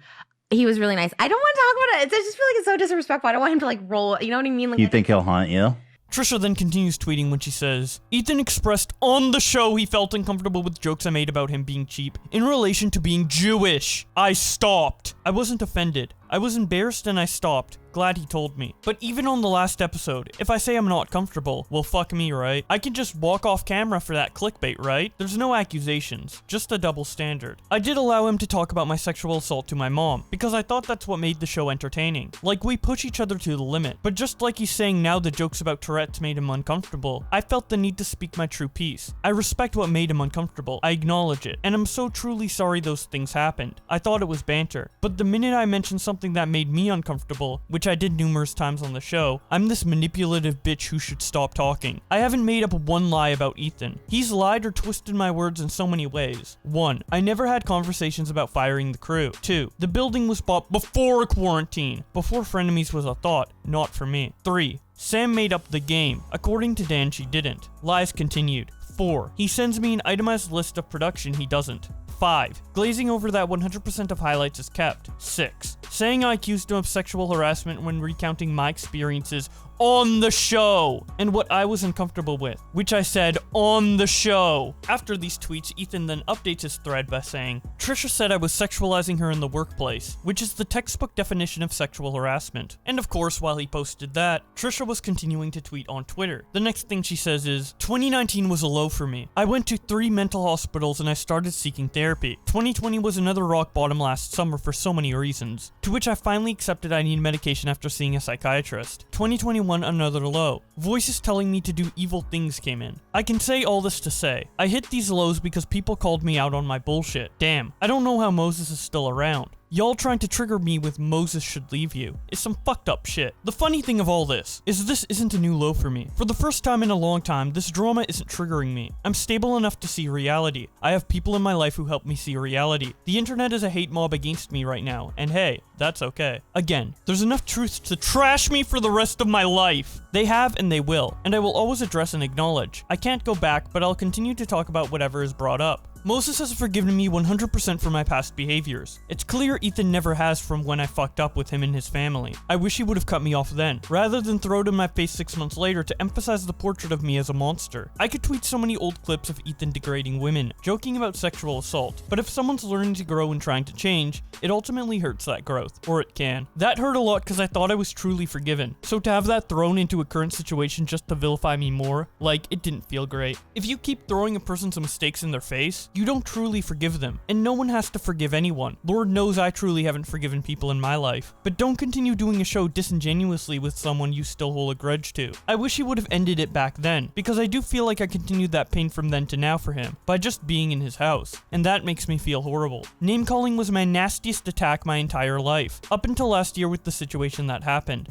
and ever since then I've been able to do away with that tactic when I'm in defense mode. And while some thought my episode Monday was same old Trish, the fact that I didn't resort to name calling, and most importantly voices weren't infiltrating my brain with hate, was a huge improvement for me. Still not great or under control, which is why I left, but improvement. And ultimately I thought my reaction was an improvement, so I was okay with it being posted. I clearly had poor judgment in how I thought I handled the trigger. I thought I did good, but if that is what ended Frenemies, and it was as horrible as Ethan said, why did he air it? It wasn't live. It could have been edited out. And seeing by the members' reaction, people begging for him to not post it, and he reads all the comments, why was it posted? I still don't understand. For people to be on his side? I don't know. What's done is done, but I'm allowed to speak on my socials. If you don't like me or don't want to hear it, unfollow me. I don't know what else to say. I have a life. I have a lot happening, and I'm trying to move on too. Sharing my feelings today was something I needed to say, for boundaries. For myself. I went too long taking my time as an escort as a joke, and laughing about it. It's not okay. I'm not ready to talk about things, and I needed that boundary for me. It was brought up a lot. The Robin Williams story and pushing about it. Asking if I had herpes on the last episode. All that stuff really affected me, and the first part is acknowledging it. I want to move on and never talk about it. But when every comment is, apologize to Ethan, like, I'm sorry, he's just not perfect in this either, and he doesn't think he did anything wrong. Like, why lie to your employees about something I didn't say? Why didn't we talk with everyone together? Why did he lie to me about what they said? Why did he post it if it made me look so bad? Why tell me something is cancelled but still go? Why just say I shouldn't come? I know.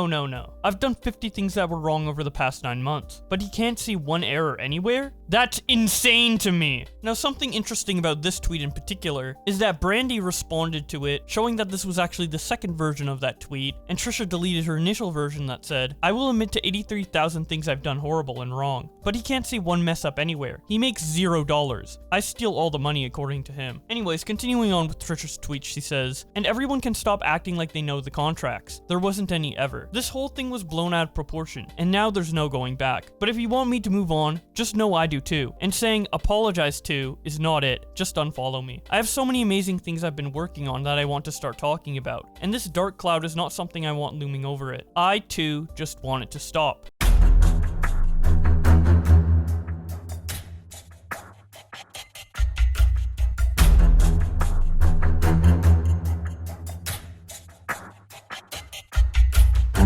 Yes, the operation was successful. Moses finally unplugged the internet, so Trisha Paytas can no longer make hundreds of tweets an hour about Ethan Klein. But during Trisha's brief hiatus, Ethan Klein had a chance to respond to her on TikTok. He makes one with the caption, I was not offended by these jokes, but Trisha's recent claims that I was trying to intentionally trigger and SH her is so hypocritical and so low. Ethan purposely trying to trigger me on multiple occasions. It was a lot of things, from sexualizing my skincare product. Like, you know, I was just like that. I was like, you know.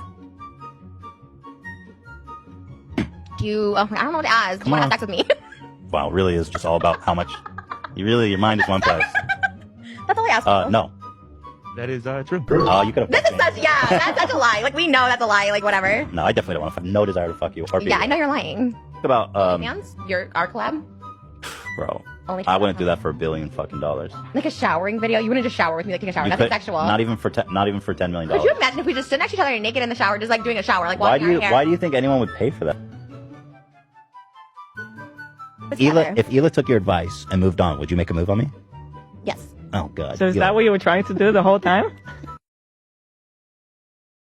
Yes, my sister didn't know about this, but we ended up paying for Ethan and Hila, which is crazy because he takes that 5%, and VIP tickets to Disneyland is not cheap. What is wrong with these people? I swear to God. That's Trisha's sister made a TikTok saying that we didn't pay for Disneyland for her birthday. Okay, I begged him to let us pay.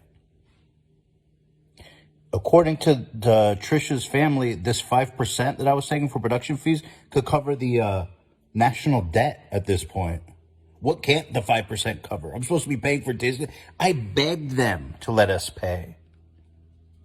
Trisha, please, you guys, stop. This is so unnecessary. It is so ridiculous. And it is honestly ruining our family. I please need you guys to stop. This is not cute or funny or necessary at all. So as Ethan mentioned, that TikTok he reacted to came from Trisha Paytas' sister. The TikTok is now deleted, but luckily I was able to get a copy of it to show for you guys, and it's in response to this tweet from Ethan Klein that we covered in the last video. Here is what she said. So you can pause to read this, but I want to make it known that he didn't even take the time or effort to watch my sister's video. She was just doing a trigger warning to people that had SA because she was talking about the candlestick incident.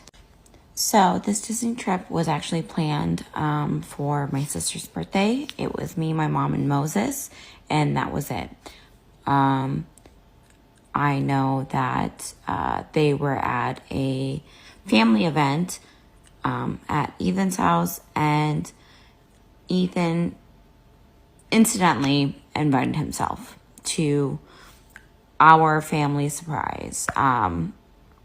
And we paid for him. Ethan and Hila did not pay for their VIP ticket to Disneyland.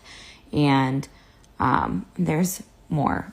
Yes, my sister didn't know about this, but we ended up paying for Ethan and Hila, which is crazy because he takes that 5%, and VIP tickets to Disneyland is not cheap. And I don't know why he felt compelled to ask me and my mom or bring it up in the situation that how we felt about her having a candlestick up her, you know what? It made us very uncomfortable, especially we had just such a fun day.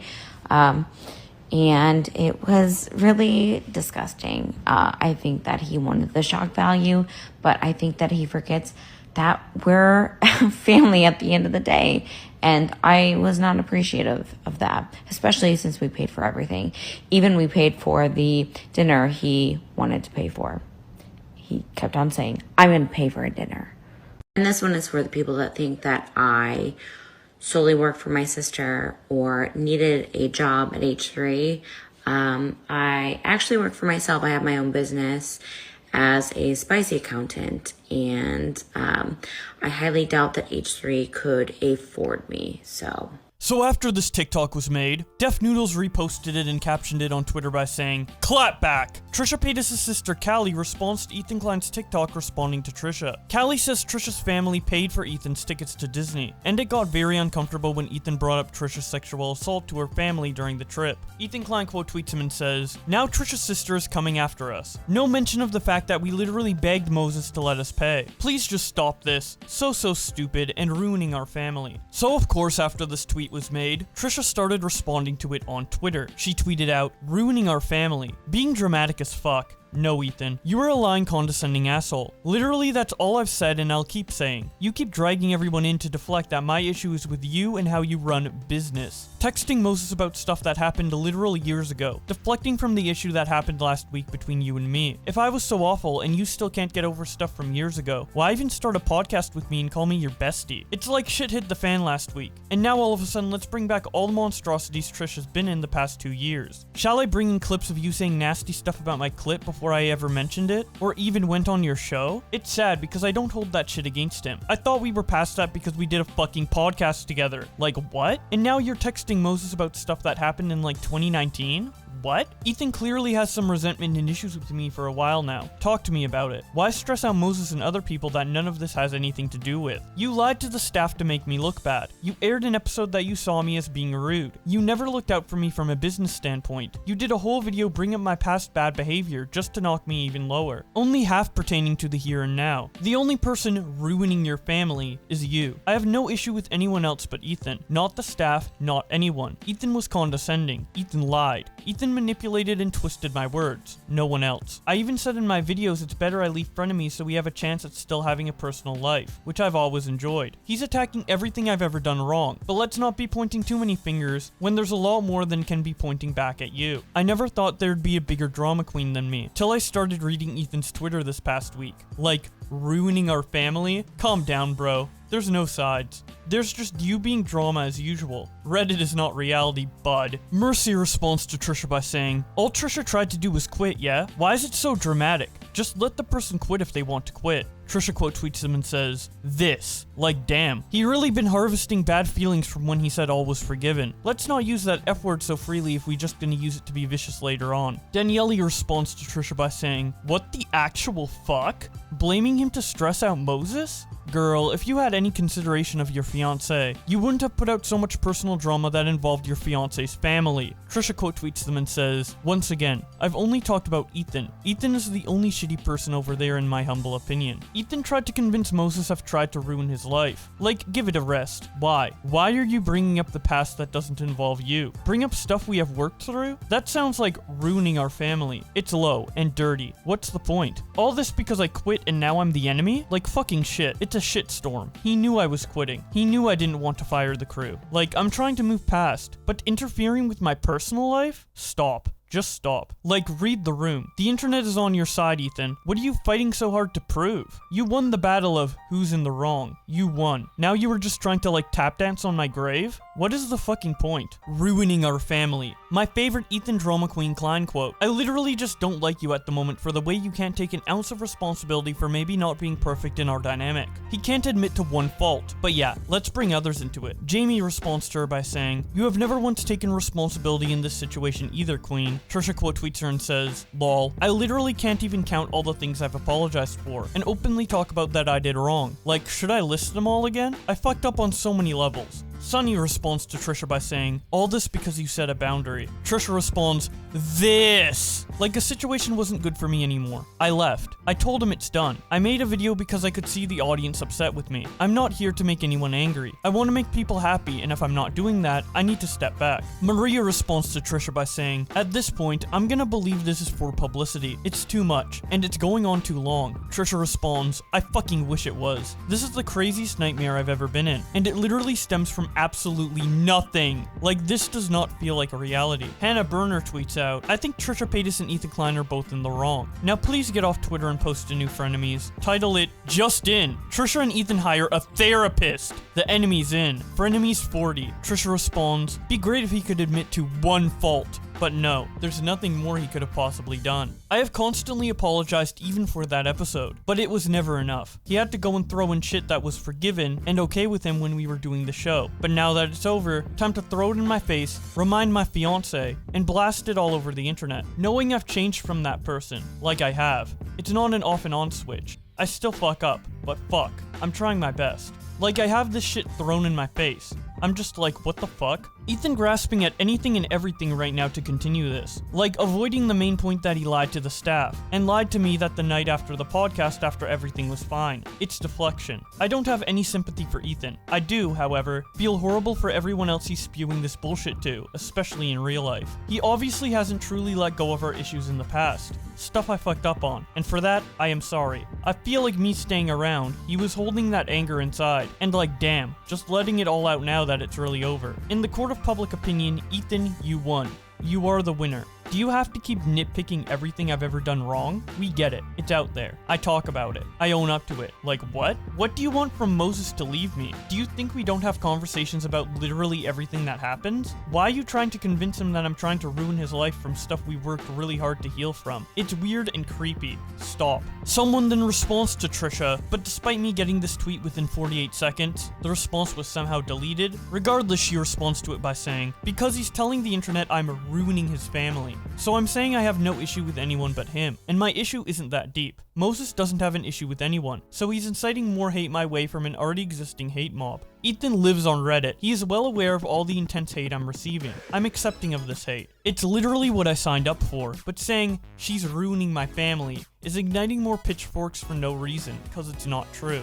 After all of this, Ethan makes a couple more memes about the situation. He tweets out, about to end world hunger real quick with my 5%. He then tweets out this funny image of the richest people in the world, showing Bill Gates for Microsoft, Jeff Bezos for Amazon, and Ethan Klein for 5% extra Frenemies podcast. So a couple days ago, I talked about how Keemstar and Trisha Paytas could be working on something together. And yesterday, that thing was announced when Keemstar tweeted out a picture of her, FaZe Banks, and himself together on a couch, and captioned it by saying, just recorded Frenemies, next mom's basement only on Spotify. Unsurprisingly, Ethan had a pretty visceral reaction to this, but more surprisingly is that his mom, Donna Klein, ended up saying some even more crazy stuff than Ethan did. But I'm getting a little too ahead of myself. Let's first start off with what Ethan had to say. He tweets out, I'm not even gonna front or try to be funny. This just makes me sad. Keemstar quote tweets him and says, W's, more W's. He then tweets out that H3 blocked him and says, why so sad? So it wasn't just Ethan who had a negative reaction to this, but also a lot of his fans, which of course caused Trisha herself to get a lot of hate. She responds to it on Twitter by saying, me and Keem have beef / me and FaZe had beef. I go on podcasts to talk and try to find peace with people. I did it with Ethan. I went on H3 for the first time ever after he did a video saying I looked like a corpse, a WWE wrestler, etc. And I think he's changed since then. I went on Gabby's podcast after she told my boyfriend at the time I had herpes to try and get closure, to see if she's changed her mindset, to spread awareness about why lying about STDs is super dangerous. That one didn't go so well. People are so quick to judge. You think I'm gonna go on Keemstar's pod and not call out his shitty behavior? Like what? Keemstar quote tweets her and says, I'm not changing or growing. I'm staying this asshole forever, and I'm going to last longer than everyone. Trisha quote tweets him and says, I still don't like you. To which Keem responds, only cause I'm in a happy relationship. If I become single, you going in heat again. Stop playing. Just talking shit. No disrespect to Moses. Met him today. Very nice guy. Now let's check out Ethan Klein's mom, Donna Klein's reaction to Trisha going on a podcast of someone her son doesn't like. She responds to Ethan's tweet by saying, can't wait to go to her wedding. Not! What I'm feeling doesn't fit the words. She's such a weasel.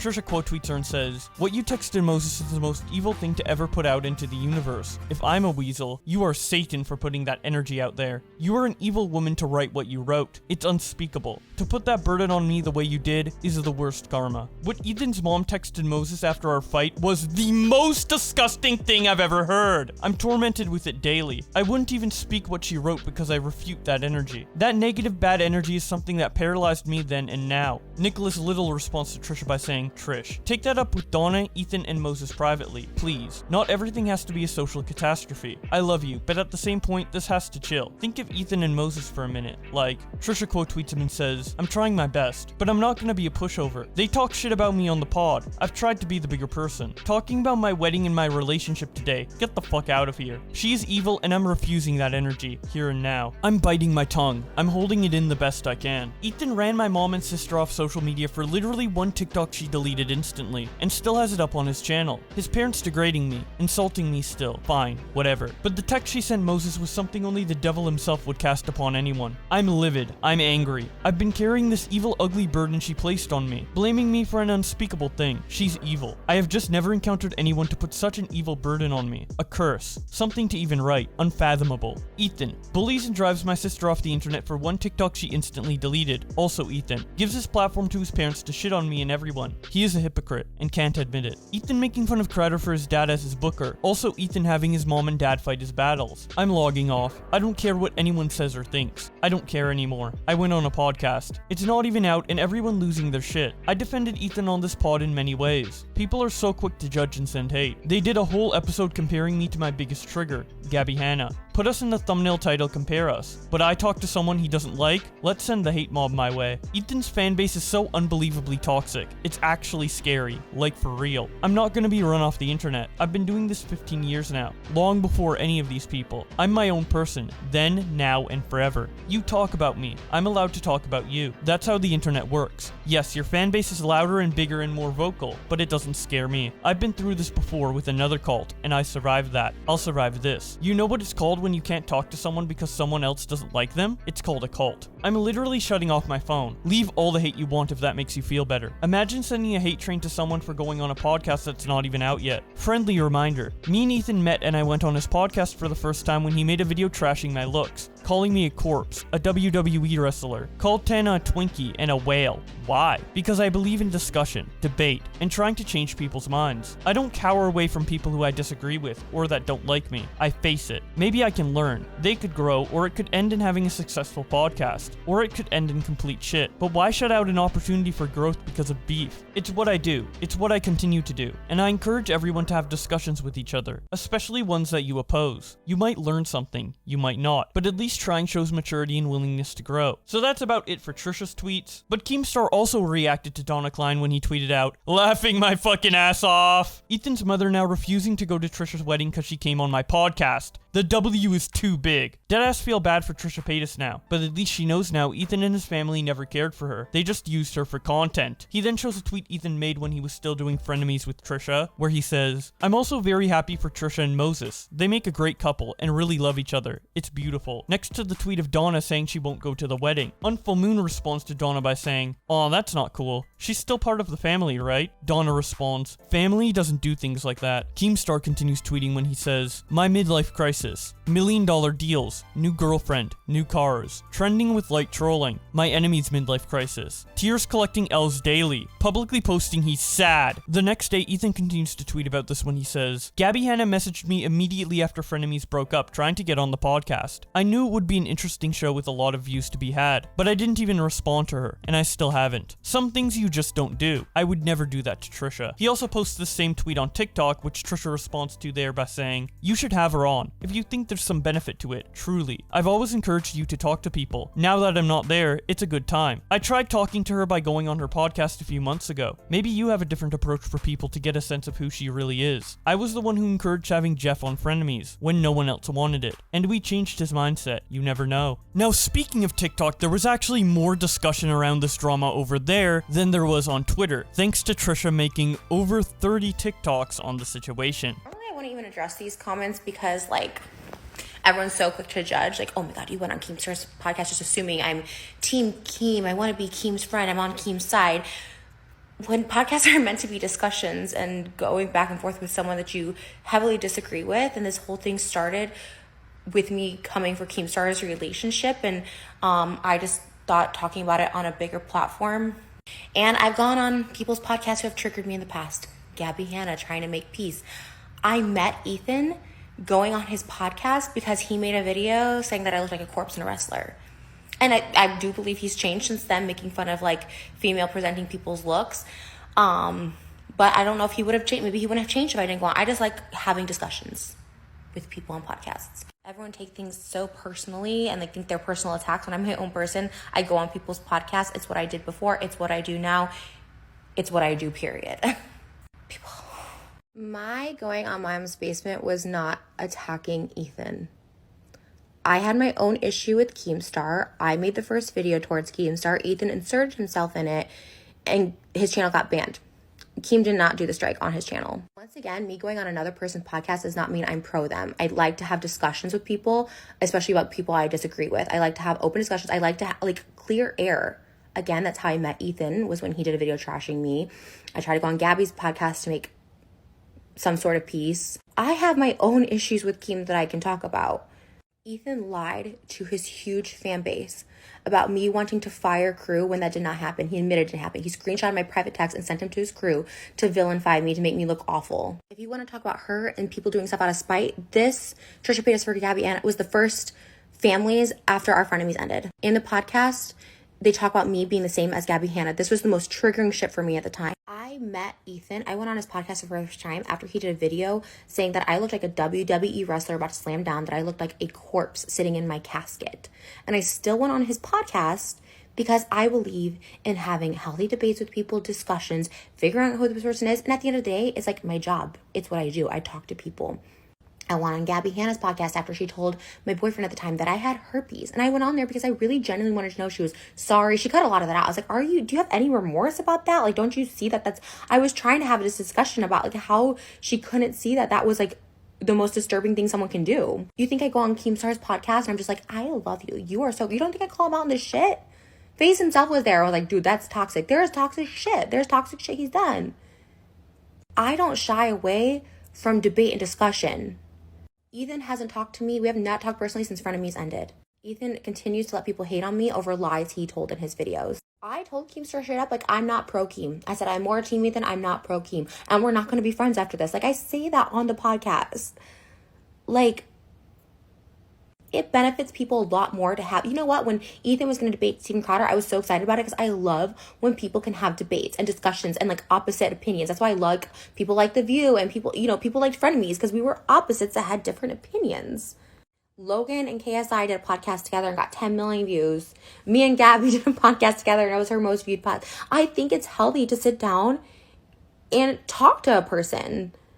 Especially Keem and Ethan's beef, it's always became more serious. They lost sponsors last summer. This summer, they're like, Ethan got a strike. Like, I wish Ethan and Keemstar could like talk because I think it would help a lot. But I've always gone on people's podcasts. I need to stay relevant. That's how my job has worked. I've gone on everyone's podcast and I'll go on Jeff Wittick's. Ethan himself has said that he would have James Charles on his podcast. Okay, you're gonna have James Charles, who's an actual P word, but you can have a discussion with Keemstar? Like I remember everybody was against having Jeff Wittick on Frenemies, and I was like, no, we should have a discussion. Like, that is the whole point. You're gonna call out people, you're gonna have issues with people, like, have a discussion, see where this person is coming from. People flip it, if he had David Dobrik, Jason, I hope he does. Like, I have those discussions with those people. I think that's a huge thing. It's just crazy how quick people judge. Like, I am now pro Keemstar. Like, whenever I ever said that, like, what? Keemstar is very nice in person, the way Ethan was very nice to me in person the first time I met him, like, I called out gross behavior, the tweeting the pictures, I like, that is gross behavior, like, why did you do that? You don't make some looks, like, I call it out. We did our final episode of Frenemies to have, like, closure and peace, and then when he didn't air it, I was like, wow, you're gonna air my breakdowns, but you can't air one thing that you did wrong? Like, ugh. I have animosity in me still for Ethan, the way I do with David and Jason. Why? Because they can't admit they did something wrong. Like, I admit I'm in the wrong, but Ethan wasn't perfect in the situation. Neither was David and Jason, and I hang on to that because they don't think they did anything wrong, and they're happy to let people hate on me for something that just wasn't true. He admitted in that final episode that he screenshotted my texts and sent them to the crew. And that's where this all thing started, and that he had made some mistakes, but he can never show that.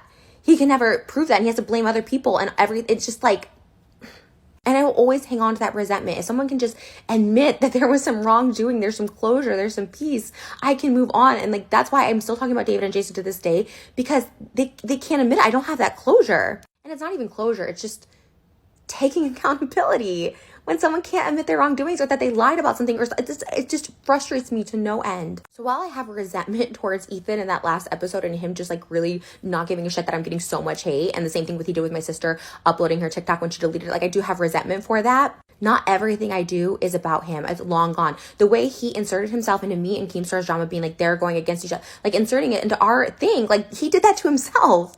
You know, so naturally it's going to be brought up because he did a video about it, and that's the video that got removed or whatever. My initial video about Keemstar had nothing to do with Ethan. I didn't mention Ethan in it. He was on a Twitch saying that he knew how much I made on all my websites and stuff, and how this other girl was making way more than me. He's constantly taking jabs at me. His parents talking about my weight. His parents saying I'm just like Gabby Hanna, when he knows how triggering that is to me when I begged him not to. And he puts me in the same freaking thumbnail. And then he did it again. He's been complaining that I talk about him, but then he did it again a week ago, putting my name and picture in the thumbnail. It's the hypocrisy for me. I think about this. Ethan had no problem airing 3 of my mental breakdowns where I literally lost my shit and went out without door. He had no problem. Why? Because I was in the wrong. I was 100% in the wrong of those.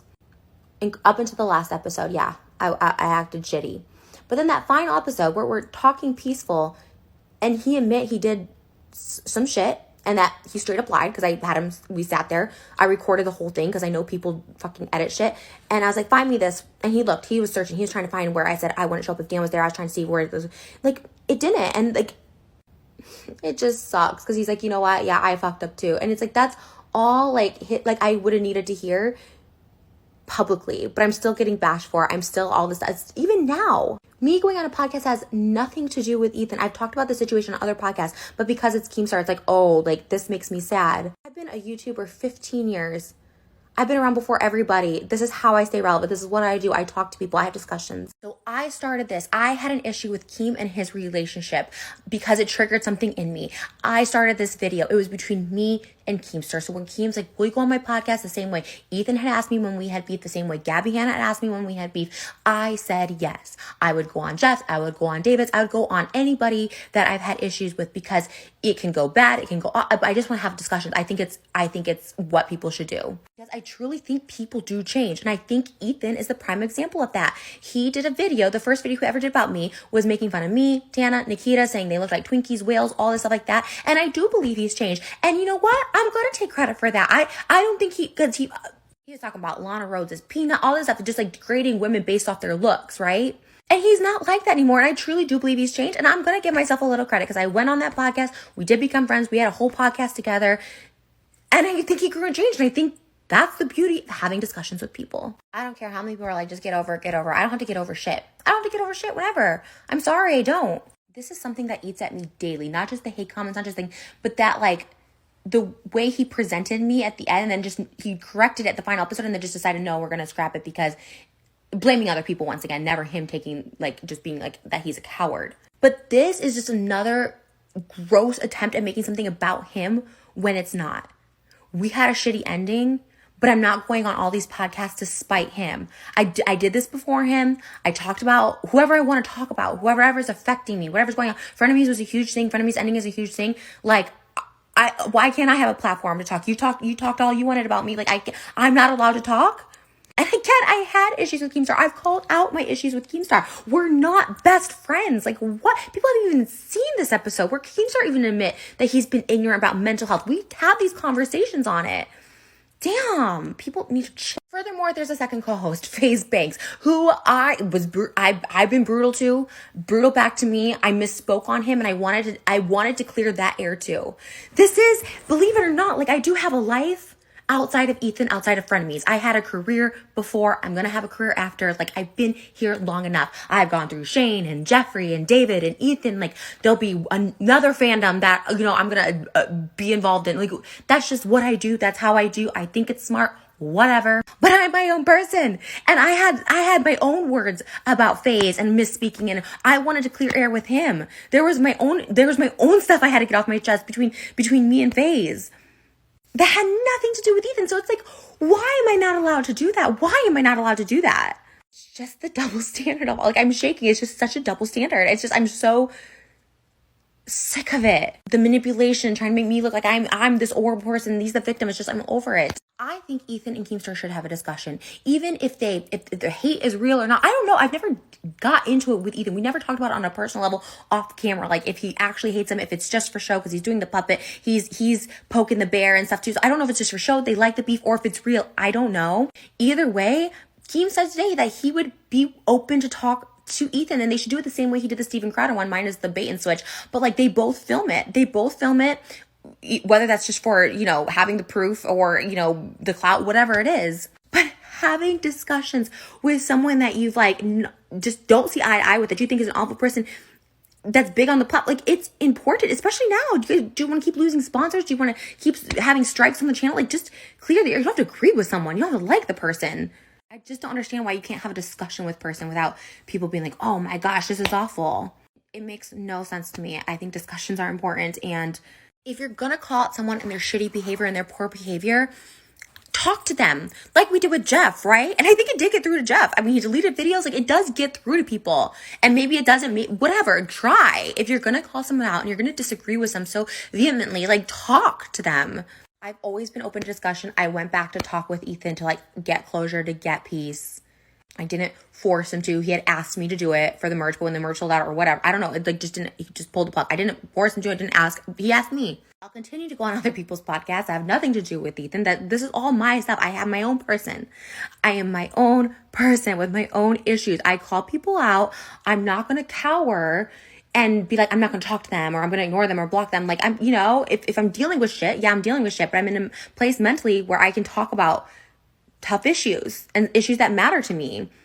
And I'll have those debates, and I'll continue to, and it's about me. It's about me. I'm not reading any comments online because the internet is just literally so stupid on so many levels. It is stupid. At the end of the day, it is stupid. But I take pride in not cowering away from people I have disagreements with, people that don't like me. I will always talk to, confront respectfully people that I have issues with, and I call it out. I don't know why people haven't even heard the episode and this is awful. It's you haven't even heard it.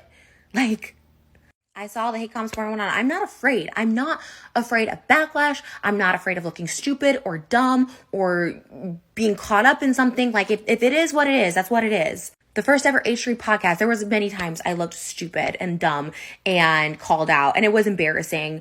But I went back, and you know what? That's what you do. That's a podcast. That's growth. That's maturity. That's entertainment.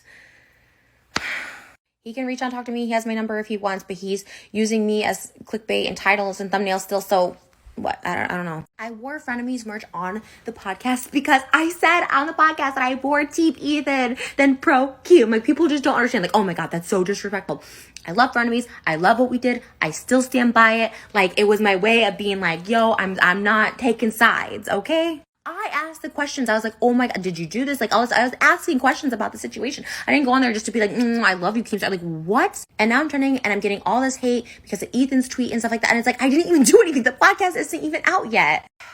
I don't want to drag this out. I don't, but I'm sorry. There is still so much resentment and hurt I have from being completely trashed by Ethan on that episode he did right after. In the matter of 48 hours, he just completely annihilated my character in so many ways. He was totally fine with me, but then just decided to do an absolute hit piece on me. When in reality, he was the one who sent our private conversations to his entire staff the night before we were supposed to film again. And of course they wouldn't want to film with me. Why would you send our private conversations to your whole staff? He did that. He admitted that on the last episode of the podcast. I have a lot of bad feelings about that. It does not sit well with me. This is all very fresh. This is something that consumes me on the daily.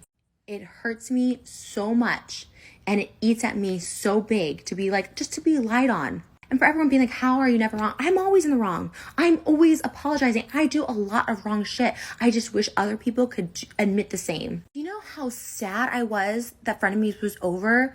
Do you know how many times I quit Frenemies and then we film again Monday? Everyone still blames me for Frenemies being over. When in reality, when Ethan out of his own mouth on that last episode said, yeah, I kind of fucked up, I fucked it up.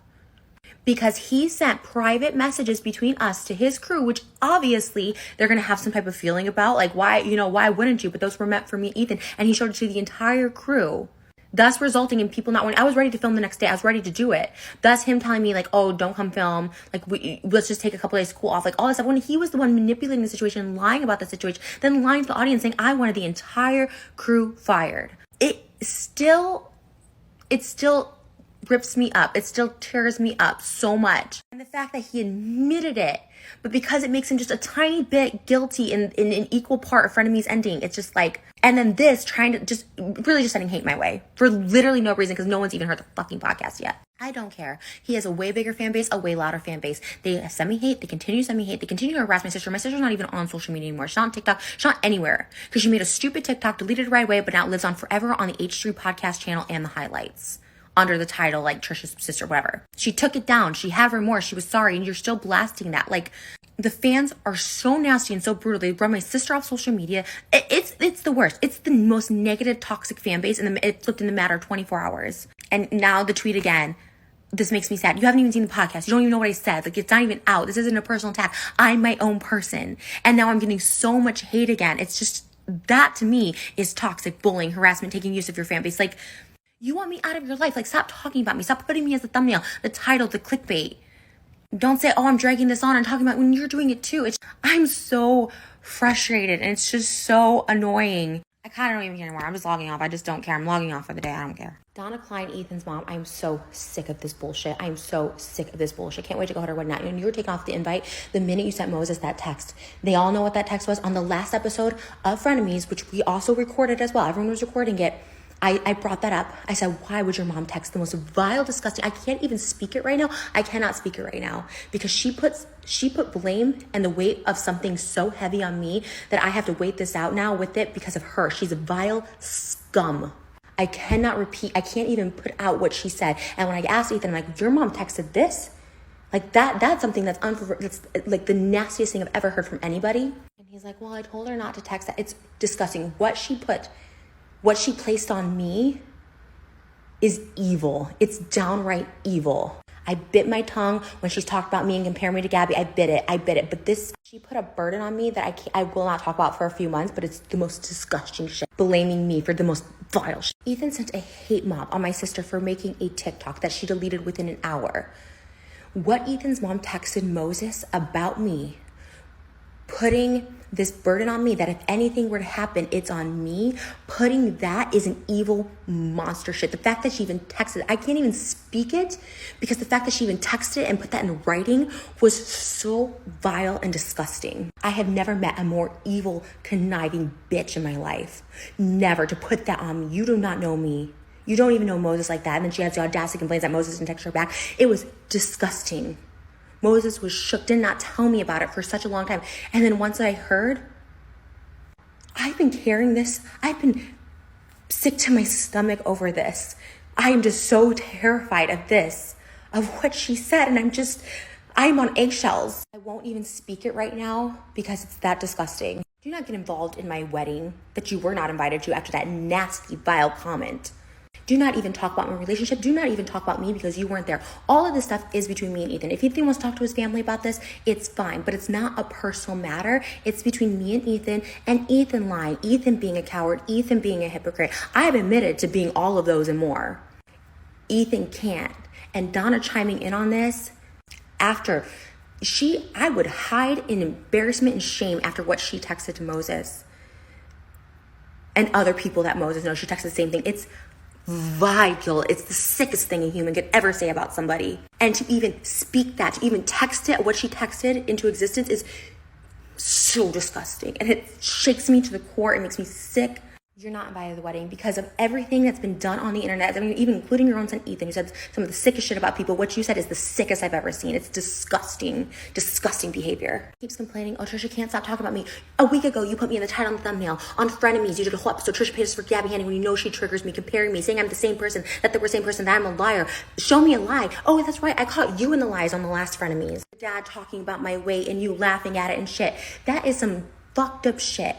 My sister went into hiding after you bullied her on your platform. You are a bully. I don't believe in deplatforming. I don't believe in strikes, but you are a bully and you harass people the same. Do not act like you are above, high and mighty.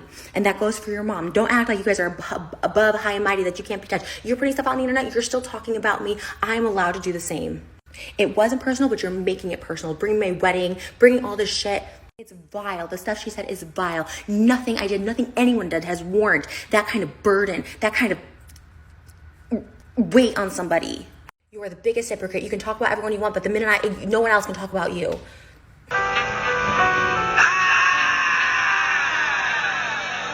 As if Ethan is the best friend, so loyal. Thank you, Ethan. You only bullied and harassed my sister off the internet, sent a lot of hate towards Moses, lied on my name, brought up my past when you have your own skeletons in your closet, then made me the title, Trisha Paytas versus Gabby Hanna, just a few days later, knowing that would have triggered me, having your mother compare me to Gabby Hanna, bringing that up on the last episode of Frenemies, making sure that I heard that she compared me to Gabby Hanna, but said I wasn't as bad. So you guys talked about Gabby Hanna, said she was worse than me, but kind of the same, but worse than me. That's why you didn't have her on. Have her on. I was the one to always encourage. I said, you should have James Charles on. He said he would. I was like, let's have Jeff Wittick on. Nobody else wanted Jeff. Like, have those discussions. I had beef with Keem that I started. I had misspoke on FaZe. I go on there to clear my name. It's not even out. Not everything is a personal attack.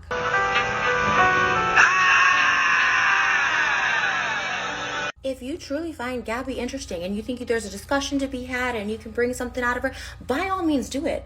I went on her podcast just a few months prior to Frenemies ending, trying to figure it out. Was it trolling? Why she hurt me? Why she lied about my sexual health? Like, I would encourage that. The same way I encouraged Jeff Wittick to come on. The same way I went on Tana's podcast knowing that she's friends with David. Like, I encourage that. Have her on.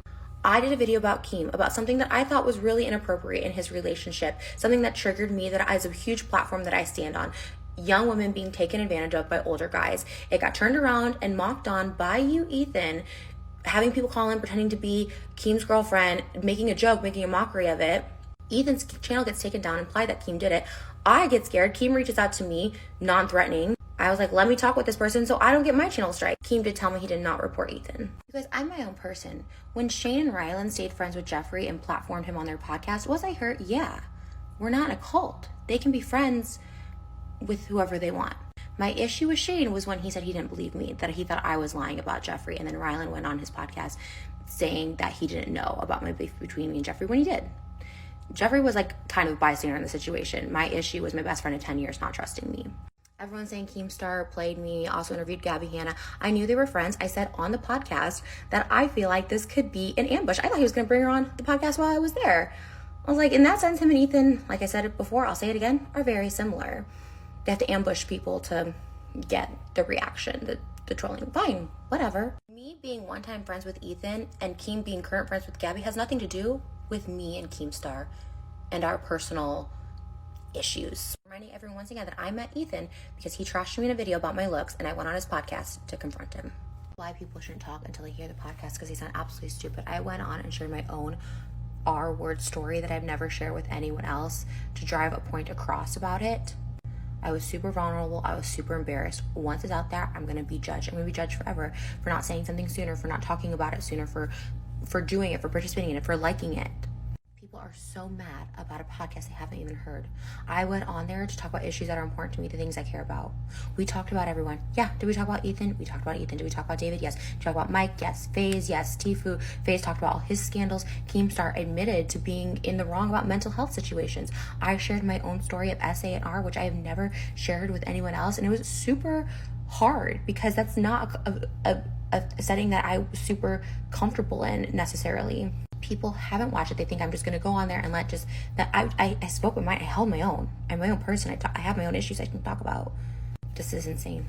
So after those 26 TikToks from Trisha in a row, Ethan completely annihilated Trisha by responding to her with one single TikTok. Here is what he posted. Literally, like, I was, like, suicidal over, and he knew about this, and, like, publicly having him on the podcast for views, for your shitty podcast to have 300,000 views, you couldn't delete the last one, fucking Jeffrey. I told him the podcast thing was a big issue for me a lot. Take fucking dumb podcast down. But I've always gone on people's podcasts. I need to stay relevant. That's how my job has worked. I've gone on everyone's podcast, and I'll go on Jeff Wittick's. I think Ethan and Keemstar should have a discussion, even if the hate is real or not. I don't know. I've never got into it with Ethan. We never talked about it on a personal level. You dislike him for real. He's probably the only person in the world that I really dislike, because I think he's just a really toxic force on YouTube, and he causes a lot of grief in people's life that otherwise shouldn't have to deal with. Keemstar made Hila cry once. Hila tried to talk to him, and he made her cry. He was so fucking rude. Jake Paul allegations, and quite frankly, I do not believe the alleged victim. And I don't want to just love that. Someone this dumb should not be allowed on social media or have a family or anything. Like, they should be locked away in an institution, like, for real. I don't think any other channel should be banned off YouTube except for literally Keemstar. A couple days ago, I talked about the announcement of Trisha Paytas guest starring on Keemstar's podcast Mom's Basement, and Ethan Klein's negative reaction to it. Now, the podcast has come out, and Ethan Klein has responded to it. Here is what he says. So we got suspended, and then suddenly Trisha Paytas was collaborating with Keemstar. I'll be honest with you guys, when I saw that she followed him on Twitter and then Keemstar was making a whole big deal, I was like, there's no way she's actually going to go on the podcast. Like, that's beneath even her. Sure enough, during our suspension, because of Keemstar, widely known that it was Keemstar that did it. I mean, he took credit for it. It's not even in dispute. Keemstar posted this photo of her at their podcast, and then Keemstar grinning, flipping me off, and Trisha wearing a Frenemies hoodie. This is betrayal on a whole new level. I mean, this is an unforgivable, traitorous act. And I'm going to explain in great detail why.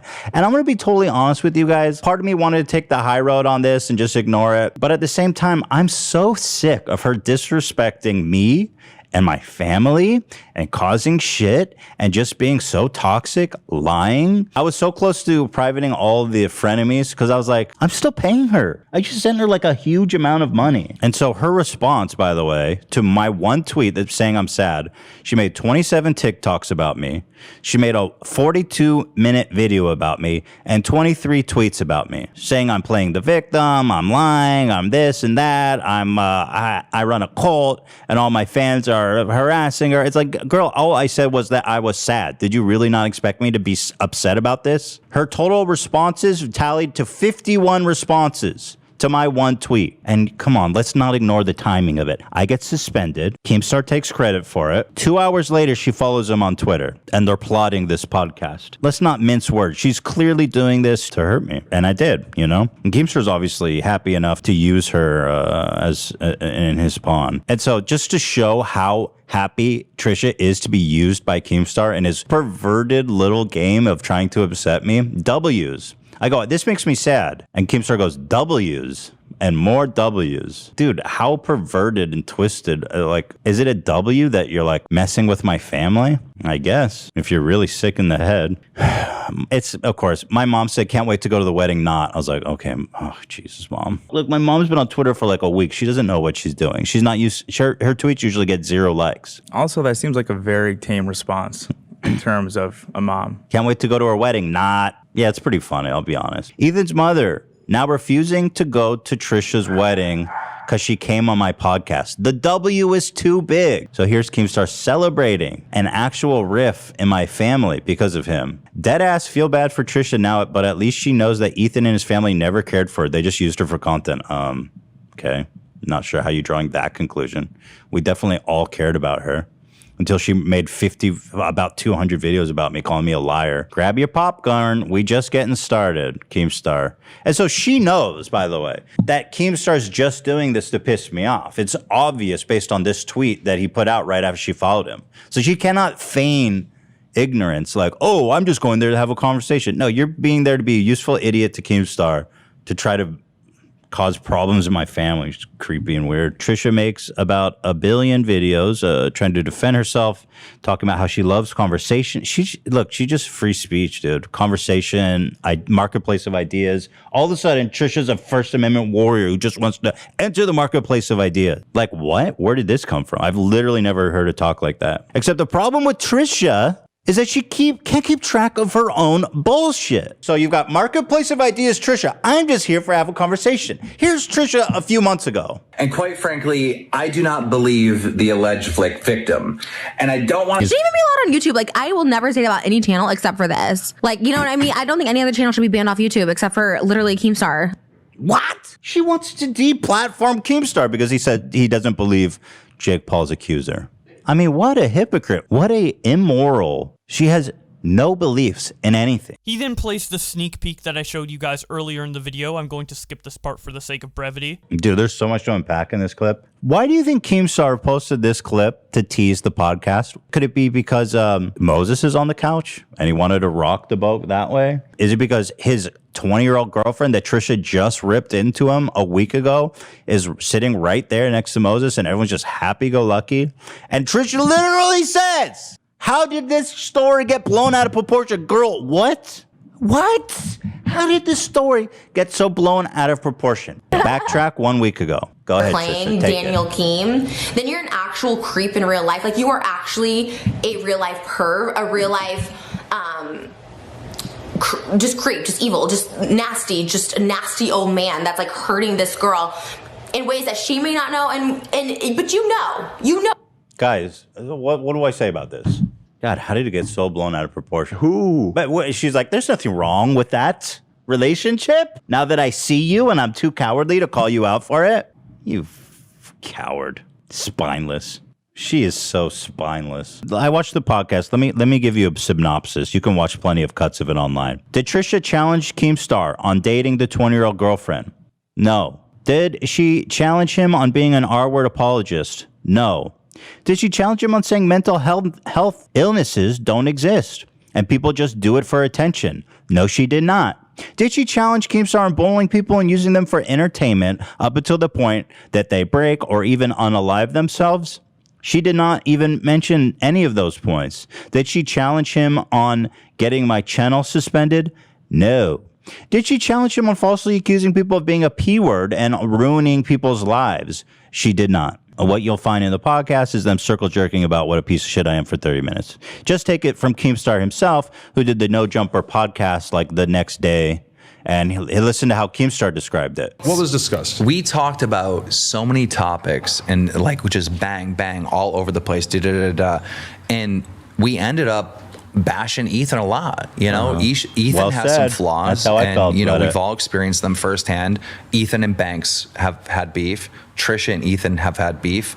Obviously, me and Ethan have beef, and so that was the one Bro, can I, what are you doing with your life, Keemstar? Look at those glasses. I mentioned it to my YouTube rep. I'm like, can you do this stuff on YouTube? And he's like, no, I don't think so. Here he and is so then it got age restricted. And I was like, Here he is admitting to getting our Keemstar puppet sketch age restricted, by the way. I want to roast this guy, but I can't because YouTube won't let me. But he could say, I got a little dick, fuck puppets. Like, what is this? By the way, Keemstar's lying. He can say whatever he wants about me. He just can't stand the fucking heat. He tried to ruin my life as many times as possible. It didn't work. And now he's got nothing to say about me. So we shit on him all we want. He can't say anything. So now he's crying. Oh, YouTube doesn't let me talk about him. You're a fucking liar. Because guess what? I'm still sitting here calling you a piece of shit. That you are a horrible person. And I'm never going to stop calling you out. Because YouTube never told me don't talk about Keemstar. I mean, you're lying. You just can't stand the heat, bro. You can't stand that I have a little puppet about you. My biggest criticism of FaZe Blanks is that he's friends with Keemstar, if I'm being honest. And that is a huge criticism. You could be MLK, but if you're friends with Keem, then you're ML... L. For the L. ML hell. Like the L. MLK. M taking the LK. Yeah, pretty much. Not I still get so much hate from his audience. Like, literally, it's not even that severe. So my audience is your audience too. Trisha's got this weird thing where she thinks that all the hate she's getting is just H3 fans. I hate to break it to you, Trisha, but I think they're mostly your fans that are become disillusioned with you. I've reached out to Ethan twice on Twitter to make peace because our beef is so fucking deep, right? That it's exhausting, right? And I wanted to just stop it so many different fucking times. He's not interested. Like, he wants me deplatformed. Yeah. Well, it's like I don't negotiate with terrorists. You know, there's a reason for that. You know what I mean? It's like, why would I sit across from you and validate you as a human being? You are irredeemable scum. You are the worst person on this platform by far. And yes, he's had like 4 channels that have all been banned. He should not have a platform on YouTube. But apparently Keemstar thinks I shouldn't have a platform because as far as I'm aware, he's got 1 video age restricted, 1 He got me a 1 week suspension, and I've done nothing to him as far as crying to YouTube goes. Fucking baby. The difference being action, where you're saying you don't think he deserves it, but there's no public. He deserves it, but what is that? I go, yeah, he deserves it, but like, what is me saying he deserves it do? I don't control policy. Where he's publicly putting out videos tagging the CEO of YouTube. He goes, "Mommy." Yeah. Yeah, I mean, I could predict that he would likely say that the whole saga where he lost a bunch of sponsors because of the videos that you made would be his retort. But that really is different because that you just criticized him and then people reacted versus crying that to YouTube. Whole thing, by the way, which Keemstar has done his whole career going after people's sponsors. Sure. So like, okay, dude, whatever the fuck. But that whole thing, I was like, how is G Fuel sponsoring this guy? He's got a can of G Fuel while he's like slandering, falsely accusing people of being P words. I just found it pretty ironic. I wasn't like, go email G Fuel. If G Fuel wants to pull their sponsor from Keemstar because he's a piece of shit, that's probably a good idea on their part. His argument and that whole situation boiled down to two things: was that you are for deplatforming and that you want people to lose sponsors, which both have been shown on his end. Proven.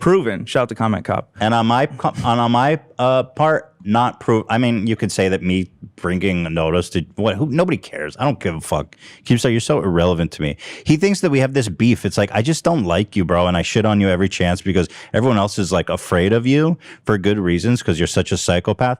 And listen, I've gone through the pain of you trying to dig out every skeleton in my closet and doing the best you can, and now I have like this beautiful freedom to just shit on you endlessly, which I take full advantage of. I mean, I don't think about you more than that, bro. And so Keemstar obviously has these actual absolutely nuclear takes about mental health that I can't even show without getting yellowed. And Trisha knows all this. So she goes on the podcast, right? She goes, oh, Keemstar's changed. We had a great conversation.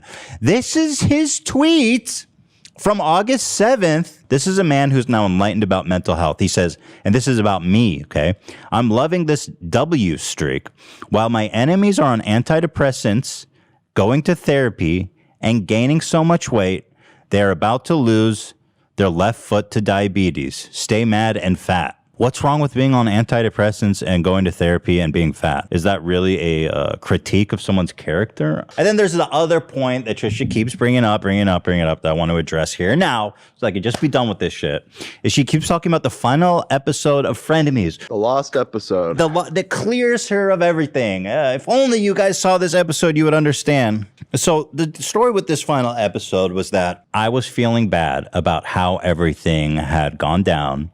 I was feeling bad about the rift that it had caused in the family and everything, and I wanted to make amends. And in my heart, I thought, what would be great is if we could just come together for one final episode, for it to be just a beautiful experience where we just reflect on the nice experience we have and part ways amicably. As soon as we sat down, basically almost immediately, it just went sideways. It just went off the rails. It just turned into more accusations, and it just got really icky. And honestly, it got to a point where I just really wanted it to end. I was very uncomfortable. I was regretting my decision to have them over. It's really not worth going up. It's just going to make everything worse. This whole claim that like I had never apologized. I admitted in my first video about Trisha leaving Frenemies that I messed up in showing the crew the text. Once again, in the first video. This is where maybe I fucked up, okay?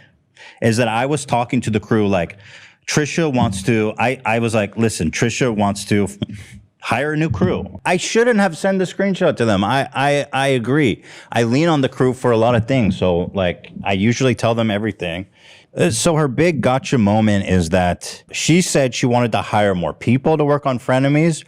She had been bitching about the crew, saying they did a horrible job, that the bus tour we did was horrible, that they're super unprofessional. And I sent that screenshot to the crew, which I should not have done. That was not cool of me to do, I admit. I think there was a misinterpretation that we're like, oh, she wants to fire everyone. And then a lot of the crew was uncomfortable being like, well, if she wants to fire us, then it's just weird that we're going to go there and pretend like there's nothing wrong. Okay, so then when I told Trisha, it's so stupid. I hate then Trisha goes, well, if the crew's uncomfortable, then I fucking quit and I hate them and I want to fire everybody. I'm not comfortable with all of them. So she wanted to fire everybody, but it was after the misunderstanding of her saying she wanted to hire more people. Am I getting that right? Yes, that was essentially what was discussed on the podcast, and that's what I think the big gotcha that she thinks exists in that episode is. But I don't know why it's a big gotcha, because she wanted explicitly in the messages. She posted our whole conversation to Twitter. She's talking about how she wants to hire new people and replace the crew. So, I mean, again, I always have said that she didn't explicitly say she wanted to fire everyone. She basically just set everything up into and around that. You know, and I'll be honest, there was another aspect to the whole last episode, is that like they secretly recorded us, which was like kind of devastating to me, that they came into the house, secretly recorded our conversations before and after the podcast and during, and have basically been I'm going to say threatening, but like the thing is, I don't care if they release it. So it's not like a threat. I don't know why they think it's such a big deal. It's just a messy episode.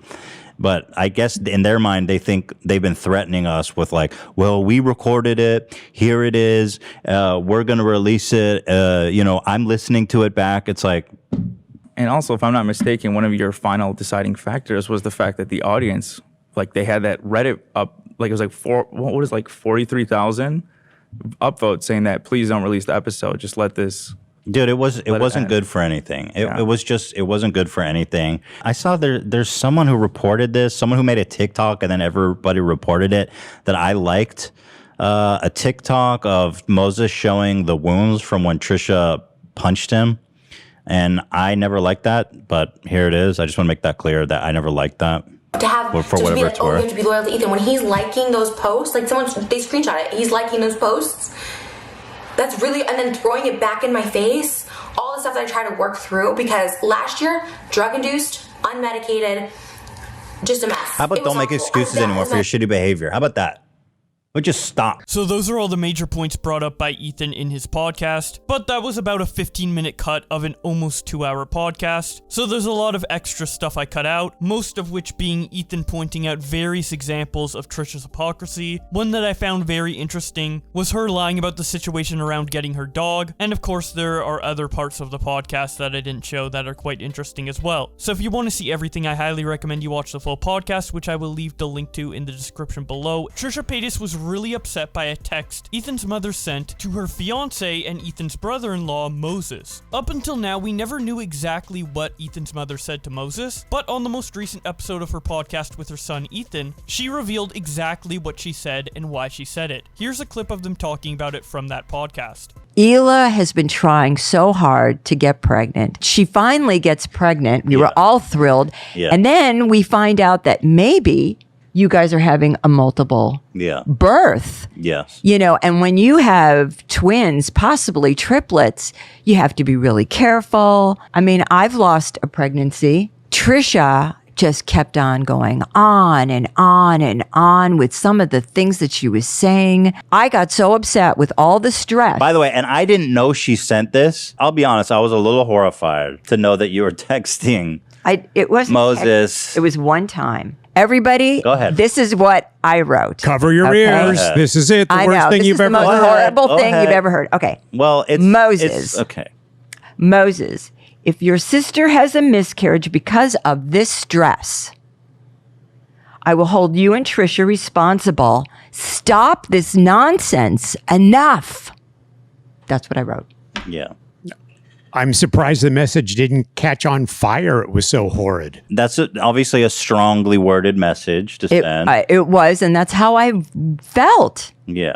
It was ridiculous. She was causing you so much stress. The truth is, we were all thinking it, and I wasn't going to write it. So when I saw you write it, I was like, she shouldn't have sent the text, but like, Sorry. I was thinking the same thing, honestly. So that's the message. I don't know. You guys can judge for yourself. I get it. Though, like, I mean, as the grandma, as someone who you're like family with Moses, you felt you could speak frankly with him. At the other hand, I understand that it's kind of a shocking message to receive, as well. So, that's the message, though. I think Trisha's playing it up a little. Yeah, little. I mean, come on. People can decide for themselves if she overreacted a little bit. I cursed her. Mom cursing her. Well, at the time, it was really intense. It was really like she was making like 1 billion videos and TikToks, and Hila was in a really vulnerable point of pregnancy. She had hormones rushing through her whole body, and we were scared. Yeah. How's it feel to be in drama as like a 60-year-old woman? I gotta say, I like it. She likes the drama. You're Keemstar. It's fun. You're Keemstar if Keemstar was a mom. I'm Keemstar? Well, you love the drama. Well, no, I mean, I just love the whole thing. Dad, you watch the T too. I love it. I was going to say, Fun. don't insult your mother like that. First of all, comparing her to You're right. I'm sorry. Vile person. I know. Don't compare me to him. Well, because you're like, I love the T. That's like Keemstar's thing. Oh. I'm just kidding. Of course, you're not Keemstar. Thank you for that. You're welcome. You're in an internet beef that the T channels are talking about. I don't think mom. I mean, I think it was a knee-jerk reaction because you're my son. Would you unsend the tweet if you could? Yeah, I probably would. In retrospect, it was just a knee-jerk reaction. I was just like, "What?" Well, you're not used to people even reading your Yeah. I had the same reaction. To be You fair. know. Anyway, here's what she said about you on TikTok. She put blame and the weight of something so heavy on me that I have to wait this out now. It's all with it about because her, of her. She's you a know? vile scum. I cannot. She said she's vile scum. I'm vile and I'm scum. It's pretty awesome to hear someone talk about my mom that way in a way. I mean, I don't think any of us take it seriously, but just like the fact that my mom is being called vile scum by Trisha Paytas is something that I never expected to happen in my life. It's just it's unpredictable. funny. Life is such a weird fucking journey, isn't it? It's like a fever dream. He's like, well, I told her not to text that. It's disgusting. What? No, okay, she's lying. I didn't say I told her not to text that. What I said, Trisha, is I didn't know she sent it. Right. Okay, so let's not act like I was party to that, okay? I might not get along with you at the moment because of things that have happened, and I don't wish you any ill will. I would never curse you. I would never tell you who you should love, or I would never say, to leave someone. This is your life, your choices, and, relax. Well, apparently Donna doesn't know Trisha that well because relaxing is not what she does, which is evident by the reaction she had on Twitter to this podcast. She tweets out, "Okay, this is not okay. I'm addressing everything this one last time. This goes beyond internet drama. This is bullying and harassment. Imagine blaming me for stressing your pregnant wife out, Ethan. You illegally uploaded pirated footage, which not only got you sued, but your wife's company sued. And you have your wife sit next to you while you harass and attack every creator out there. All this because I went on a podcast? Everyone's so mad I went on Keemstar's podcast after him calling Hila a horse, which I called him out and said was shitty and unnecessary. Faze agreed. The same thing I did when Ethan called me all those horrible names. If Ethan can learn and grow, why can't Keemstar?" She then shows a clip of her podcast with Ethan from way back in the day. The message was great. No idea. And that's why I myself do side by side all the time. The one of me looking like a corpse was my side by side. It was me in bed, like just from an awful angle, and then me from like Hawaii the week before. Because I love the message too. Because I'm always like, okay, I don't look like this all the time. You know what I mean? What's wrong with taking it from a different day? I think where you lose something about our channel is that Ethan is also like just trying to make it silly and not just. This isn't just a serious message to show at your class, Right. It's also supposed to be a funny video, and he's just goofing and. But to call someone a Twinkie. It's fat shaming. It's a stupid joke. Cute. Like you can say, hey, this is the reality, and be funny about it. Use yourself as an example, which you do. You always take the most unflattering pictures of yourself. I think it's funny to say she. I mean, from that angle, she was really shoved into that bikini. She was shoved into a yellow bikini, and she looked like a Twinkie. It's funny. It's not funny. It's fat shaming. Funny. That was my issue. If she wants to be that hot and look that good in a bikini. She needs to work out more. Trisha continues by saying, "Only Ethan is allowed to apologize and move forward, but no one else is?" Keemstar admitted he had bad takes on mental health and sexual assault and rape this week. "I'm by no means his friend, but that's some growth. That's getting through to someone so ignorant." She then attaches this clip. I think she's really hot. Yeah. And obviously you do. Doesn't look like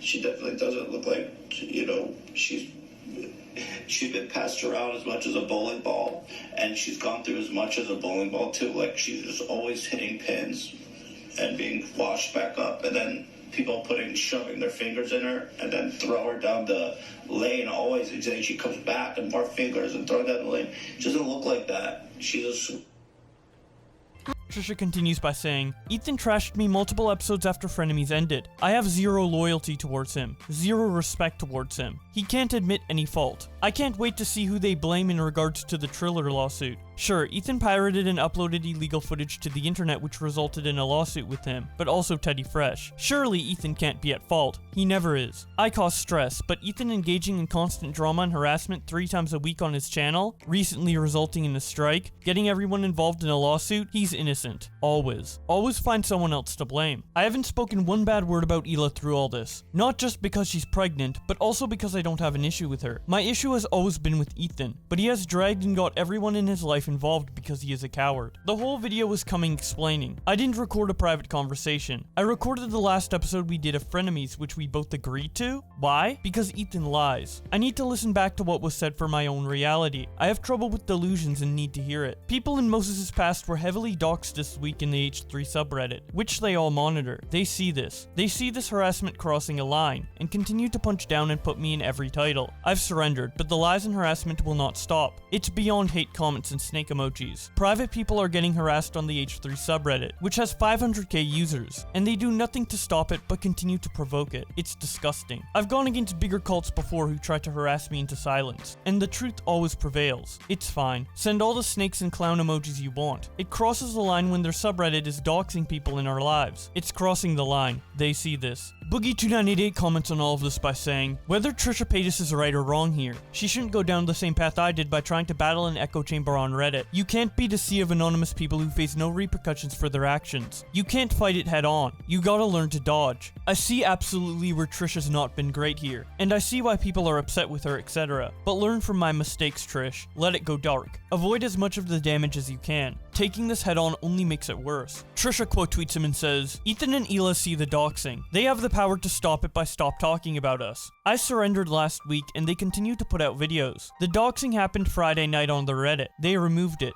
and still put me as the title of today's pod. It's insane. Ethan Klein responded to Trisha on Twitter by blocking her and saying, and suddenly, everything was quiet. As promised in an earlier tweet, later that day Trisha Paytas ended up making a video on the situation titled, I'm not staying silent on this. Re Ethan Klein H3 and Ethan's mom. Here is what she said. Today they put up an episode where the mother proudly and still stood by her text message to me was that if someone miscarries that she would blame me and Moses for putting stress on her. And Ethan said, I actually agree with that. By that logic, which miscarriages are the majority of the time an embryo defect, a genetic defect. By that same logic, how come Ethan isn't held to that same standard? Not only engaging, but harassing the person that's suing him. Not only is Ethan getting sued, but now the family's podcast is getting sued and his wife's company, Hila's company, Teddy Fresh, is getting sued. Having his pregnant wife sitting next to him while he's combating all these people, just attacking person after person, including the first one about me and Keemstar, which had nothing to do with him. I made a decision to disengage from drama, but these are gross lies and the harassment is nonstop, including people in Moses's private life, private records of Moses being brought up on the H3 subreddit. That is complete doxing. Ethan and Hila can no longer say that it's my fans too. No, it's this on the H3 Reddit, all of this doxing. Donna proudly admitting that she will still blame me and Moses. I don't want to say it. The fact that she even texted that is so gross, because not only is it personal, put that aside, but you're perpetuating that this is a common reason for miscarriages, and other people who miscarry will have that on them, that, oh, maybe I was too stressed, maybe it was this, when there are multiple reasons that it could happen. The fact that they're just so proudly boasting that they, not only do they say that, but Ethan also stands behind and also will also put that on us is like the most vile and like disgusting thing you could ever put on somebody. Because even if it's something that just physically, abnormally, genetically happened, that's on me, and it is not okay. And they won't let up. Like the doxing happened last week. They saw it, they took it down, because Dan, anyone over there can take down those posts. They took it down, they saw it. They know this is happening, and they continue to send hate and harassment. And as long as someone keeps engaging in the drama, whether that's for views, for fun, whatever, if you're engaging in drama and you are consistently trying to bring someone down, when they've either already apologized, they've taken accountability, victims have accepted apology, like if you continue to do it, then you're just an asshole, you're harassment, you are bullying. And that is the only time that I feel like anyone should ever be deplatformed. As usual, that was just a short portion of her 11-minute video. If you want to see the full thing, the link will be in the description below, as well as a link to the full podcast that Ethan and Donna did. So for a couple weeks there, everything seemed to have finally come to a close and calmed down since the breakup of Frenemies. Until on September 10th, Ethan made this tweet that says, "Important. It has come to my attention that Trisha, in episode 17 of Frenemies, called out a teacher by name and accused him of molesting during her school. She claimed this teacher was arrested and served time for possession of child pornography. She also claimed that someone else had come forward to say he molested them as well. Upon further review, these claims seem to contradict available evidence. Because of the nature of these claims against this specific teacher, and the stress it's causing to his family, I have decided to unlist the episode for now until Trisha can better illuminate the situation. I want to emphasize that I do not believe Trisha would lie about something like this, so I want to give her the opportunity to clarify. But in the meantime, because the teacher has passed on and cannot defend himself, I feel obligated to remove it for now." So despite Ethan's request in this tweet, Trisha opted to instead stay silent about the situation and continue making content as if nothing ever happened. But that only lasted 2 days as someone caused Trisha to crack. That person, of course, being Keemstar. This happened when he showed a post from the H3 subreddit and captioned it by saying, H3 fans planning to go after Trisha Paytas' sponsors. Trisha Paytas quote tweets Keemstar and says, "It all starts from their Reddit, that they control and monitor. We aren't just some random people they have beef with. We have stopped and they won't. They are doing this to Moses and his workplaces too. It's really too far, and they don't care. Ethan says it's not his fans, it's mine. I have screenshot the start of every hate campaign from the H3 subreddit. It's nasty. So vile." She then gets extremely upset and starts posting Twitter videos about the situation. Here is what she says. Please. Please. Asking you. I'm pleading. I've texted Ethan and Hila. Please stop. Stop talking about us. I sent him Reddit posts. Moses' workplaces are being told he's a rapist. My mom is getting the cops called on her for something that they know nothing about. People are calling the cops. I just begged them to please stop. I stopped. I apologized. I asked what they want. And they told me it's fucking too little too late. And I'm like, it's not. It's going to be too late when you just push. I'm shaking. I am fucking shaking. I don't want to monetize this. I've been acting like everything's okay. But there are just so much wrong going on right now. They're doing, not only they're nothing to stop it, they have no sympathy, no remorse. This is not random people. This is people they know. I'm just begging. If someone asked me to stop talking about them, I would stop fucking talking about them. Never once has Ethan and Hila reached out to me about any of this. They never once asked me to stop, and now I'm just pleading. And their response is, you don't get to tell us what to do.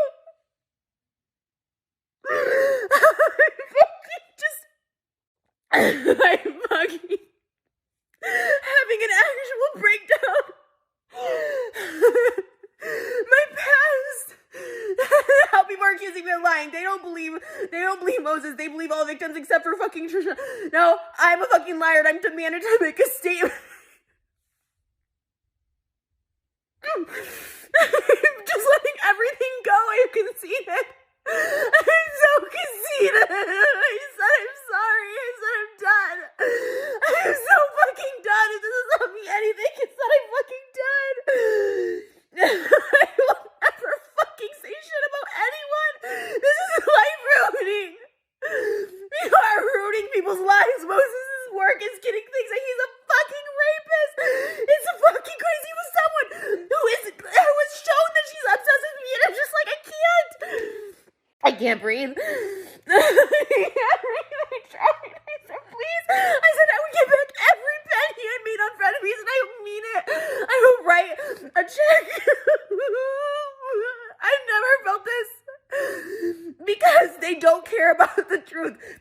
They don't want to believe anything that we say. They don't care. They literally don't care. They just want. It's just crazy. They said it's too little too late. I said it's not. I'm calling a truce. I'm asking for it to stop.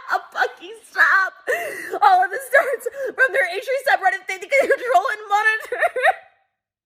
They're posting stuff about my mom and my dad, and just stop, please.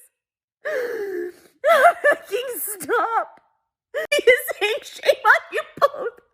I was fucking molested, and everyone is reminding me of that person's name and telling me to apologize. Oh my god, this person. Oh my god, just falsely. Moses is so falsely accused, and he's saying shame. Shame on what? Is it believe all victims or believe all victims except for Trish? Like, make up your fucking mind. Oh my god, I'm so beside myself. How no one can have compassion. No one, and even just for a random human being, another random human being, for someone that they're in a family and they've known. Oh my god, where's the fucking compassion? I stopped. I fucking stopped. Trisha then tweets out, okay, so Ethan threatened to show all my text messages. I will show them myself. She then starts posting those text messages from the Frenemies group chat. The texts start out with Trisha Paytas saying, I am begging and pleasuring for the last time to never mention me in passing again. She probably meant to say pleading instead of pleasuring, but misspelled it. The text continues with her saying, Moses is now being falsely accused of rape. I was molested as a child, and the family had no idea, and now they are getting harassed because you guys are allowing the subreddit to post his name. I'm happy the Frenemies was taken down. I was told inaccurate information as I often misspoke on situations that I just believed without researching. I had reported this molestation as a teenager. There are reports of it. Every single time you guys make jabs at me, the hate riles up. They have doxed Moses' ex-wives. They are tweeting to the Moore Lakes dance company that he is a rapist. All of it is stemming from the H3 subreddit, and your continued mocking of me. I have ceased talking about you. I will never got the rest of my life mention your name, and will ignore every question. This is too much. This girl has a lawyer to sue Moses of raping her. Even having it go to court will jeopardize his status in this country. Do you not see what is happening? I know you check the subreddit. I know you have control over these things. When you don't talk about me, this stuff dies down. I am pleading with everything I have. What do you want to stop this? I will pay you every cent I have ever earned from Frenemies back to end this. I will put out whatever statement you want me to make. I just need this to stop. It's not funny anymore at all. It's very serious. She then shows an example tweet of an H3 fan telling the company Moses works for that he has been accused of rape. She also sends the same Reddit post that Keemstar posted of H3 fans wanting to go after Trisha's sponsors, and then follows that up by saying, the cops went to my mom's house questioning her about my stepdad molesting me 20 years ago. She then shows another post of someone on the H3 subreddit speculating on Trisha Paytas' childhood. Ethan responds to Trisha by saying, you need to make a statement on the Mr. Riley stuff. Trisha responds, you do not get to tell me what I need to talk about. I've talked with his family. They were unaware of the report I made as a child. They want it to go away. You do not get to tell me how I handle my sexual assault. Ethan responds, this is for your information, not a private chat. So don't assume you have rights of privacy, and I will share these screenshots if necessary. Trisha responds by saying, wow, I am pleading for you just to stop. Please. I am pleading! This is not funny, any of it. It's actual distress. Please, I'm begging you to stop talking about me. Please. I tried calling you, Ethan, please. Ethan responds, anything you want to say in writing, please. Trisha responds, I am saying it. I am pleading for you to stop. Why can't you? Ethan responds, okay, then no need for phone. Trisha responds, why can't you just leave me alone? Please. Every time you talk about me, more of this comes up. The next message is cut off, but I assume it's from Ela or Ethan, I'm not too sure. But part of the message that we can see says, who is not in this chat, but I'm sure he is reading it. Trisha responds, I have, and I stopped. I stopped.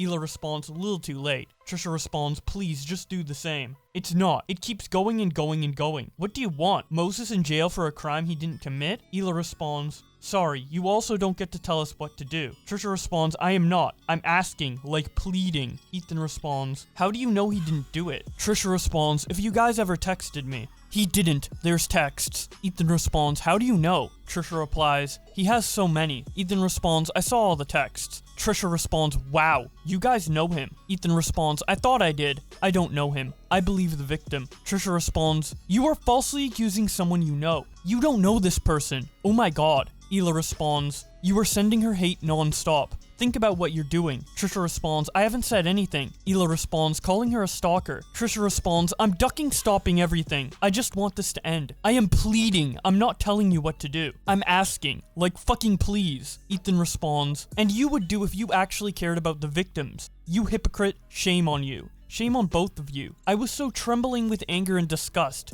Shame, sadness. Trisha responds, what? People lie. People do. This is not a random case. This is someone you know. What? Ethan responds, I thought it was. Trisha responds, your whole Reddit is saying I lied about being molested. But believe all victims, right? Why can't you just leave this alone? Like, it really is too far. Ethan responds, your accusation do not line up with the evidence. I am still waiting for you to clarify. Trisha responds, you can hate us. Ethan says, I owe you nothing. Trisha says, fine. Oh my god, okay. Ethan responds, shame on you both. Shame! Trisha then continues tweeting when she says, Ethan admitted to misspeaking on my name. He misspeaks a lot, but only he can do that and no one else. He believes all victims except for me. I sent those as a last-ditch effort to please stop the back and forth. I take the blame fault all of it. I will take all the heat and backlash too. Just not let it go further. Hila told me it's too little too late. No. You know when it's too late? When it's too late. I am pleading just to stop. Just stop. I will take back anything I said about them. Pay them back everything. Just to stop. I'm breaking. Trisha then posts some more Twitter videos of her being very upset. Here is what she says. I'm just pleading for this to all end. To begging. Because if the situation escalates and gets worse in any sense of the meaning of that, I just want people to know I asked Ethan, Hila, and everyone at H3 to stop. Because it is too much. It's too much. I get it. I'll wrap this all on myself, fine. But it's like, it's too much. I don't care if people think I'm acting or whatever. Like, it's straight up bullying and begging to stop. And they have the power to, and just... It's literally too much. He said it's too late, but it's not too late yet. It's gonna go too far. It's gonna go too fucking far. I'm fucking scared of that. I'm fucking so scared of it. This is just me being desperate. I'm fucking desperate. Just please stop. For everyone saying it's not them, I went straight to them. This is the first time we ever talked since any of this happened. I haven't heard from Ethan and Hila for any of this. And I went to them like pleading, and their reaction was like, no, it's too little too late. We don't get to decide anymore what we... It's like, I'm just begging. I'm just asking. I'm not telling anyone to do. I'm sincerely asking at like a breaking point. I tried to call privately, I tried to text privately, and I shared those texts because Ethan was like, I'm gonna share this. I didn't know. I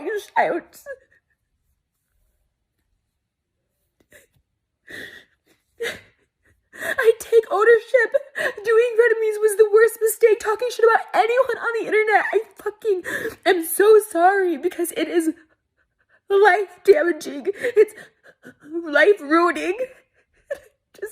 I'm pleading. I just wish there was like a 1 ounce of sympathy, remorse, or something. I just don't want this to escalate more. I'm not sharing this anywhere else. I can't monetize Twitter. There's no sponsor. There's no ads. I just want this out there. This is embarrassing. This is embarrassing for me.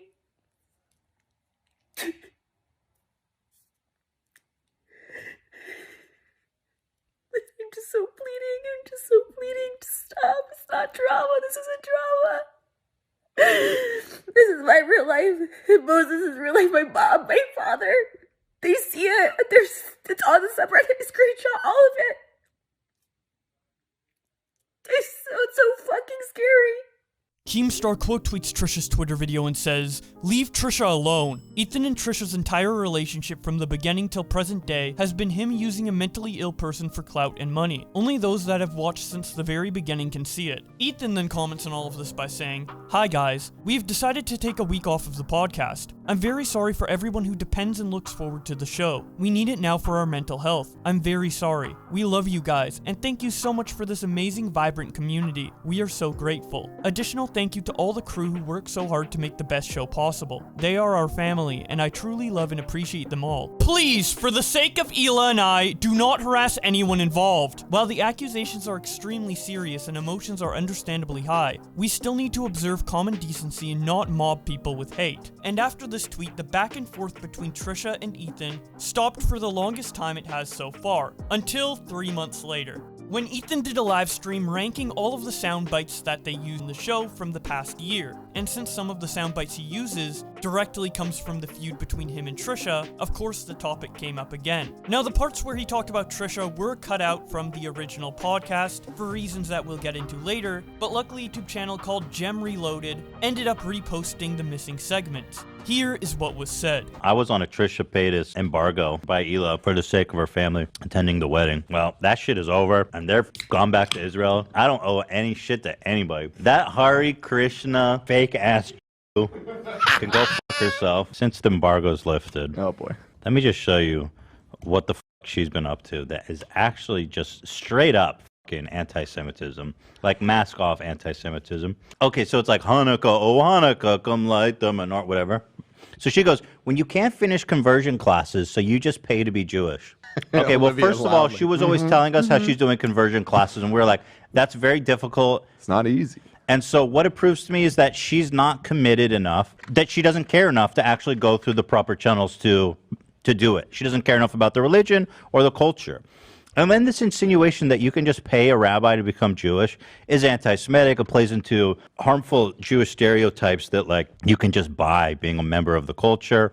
It's not true. It's a fucking outright lie. There's no rabbi that would do that. In fact, if you look at their wedding video, there wasn't even a rabbi. It wasn't a Jewish ceremony, so I don't know what the fuck she's talking about. Go off, King. She's wearing a yarmulke, which women don't wear yarmulkes. And actually, the worst part is that Moses knows better.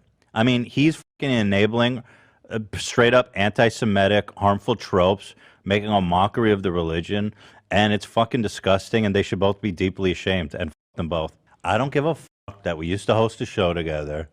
I don't owe her anything. I'm talking about her the same way I talk about anyone on the internet, and if she's expecting special treatment because she buried, I swear I didn't mean to say that. She married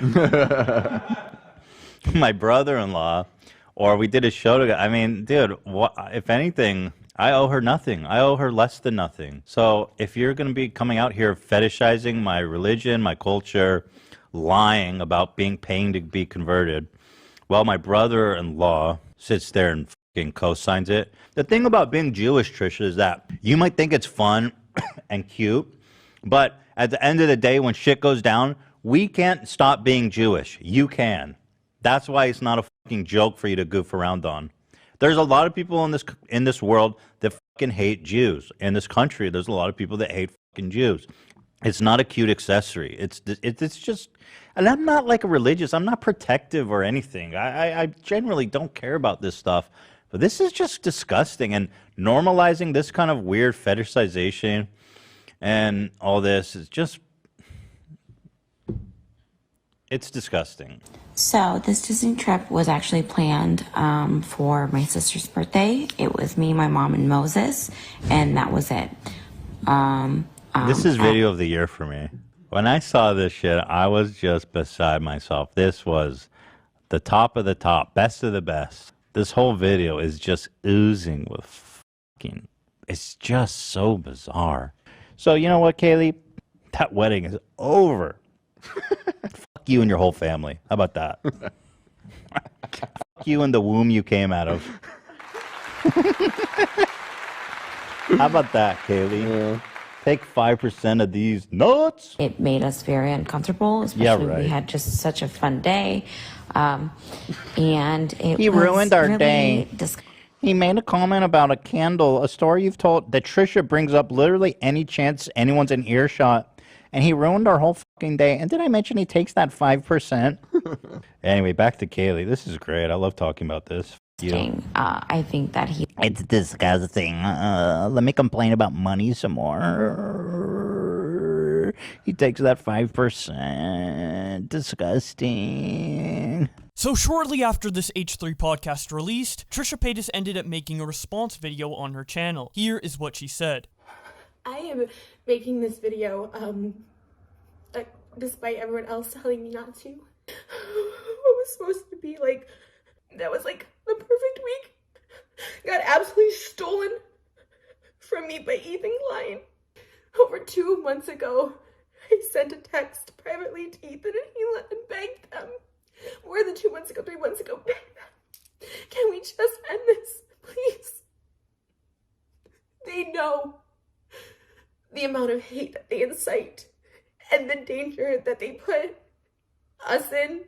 And everyone they talk about, they know, they see it, they monitor the subreddit, they know, we tell them, they know, they're aware. And I haven't talked about them for months. You know, I thought it would go away, just every little jab, the backlash I received from their subreddit and their fans, to Ethan himself just obsessing over every little thing I do, like in front of his own wife, like the obsession, the things he talks about me and waits for her to leave the room on lives to talk about me. Like it is so scary. The last thing I said to them was just, can we please stop talking? To which both I got a response from Ethan and Hila saying, no, we can do whatever we want. You don't get to tell us what to do. And all I was simply asking out of pure desperation for this nightmare to end, because it is straight up bullying.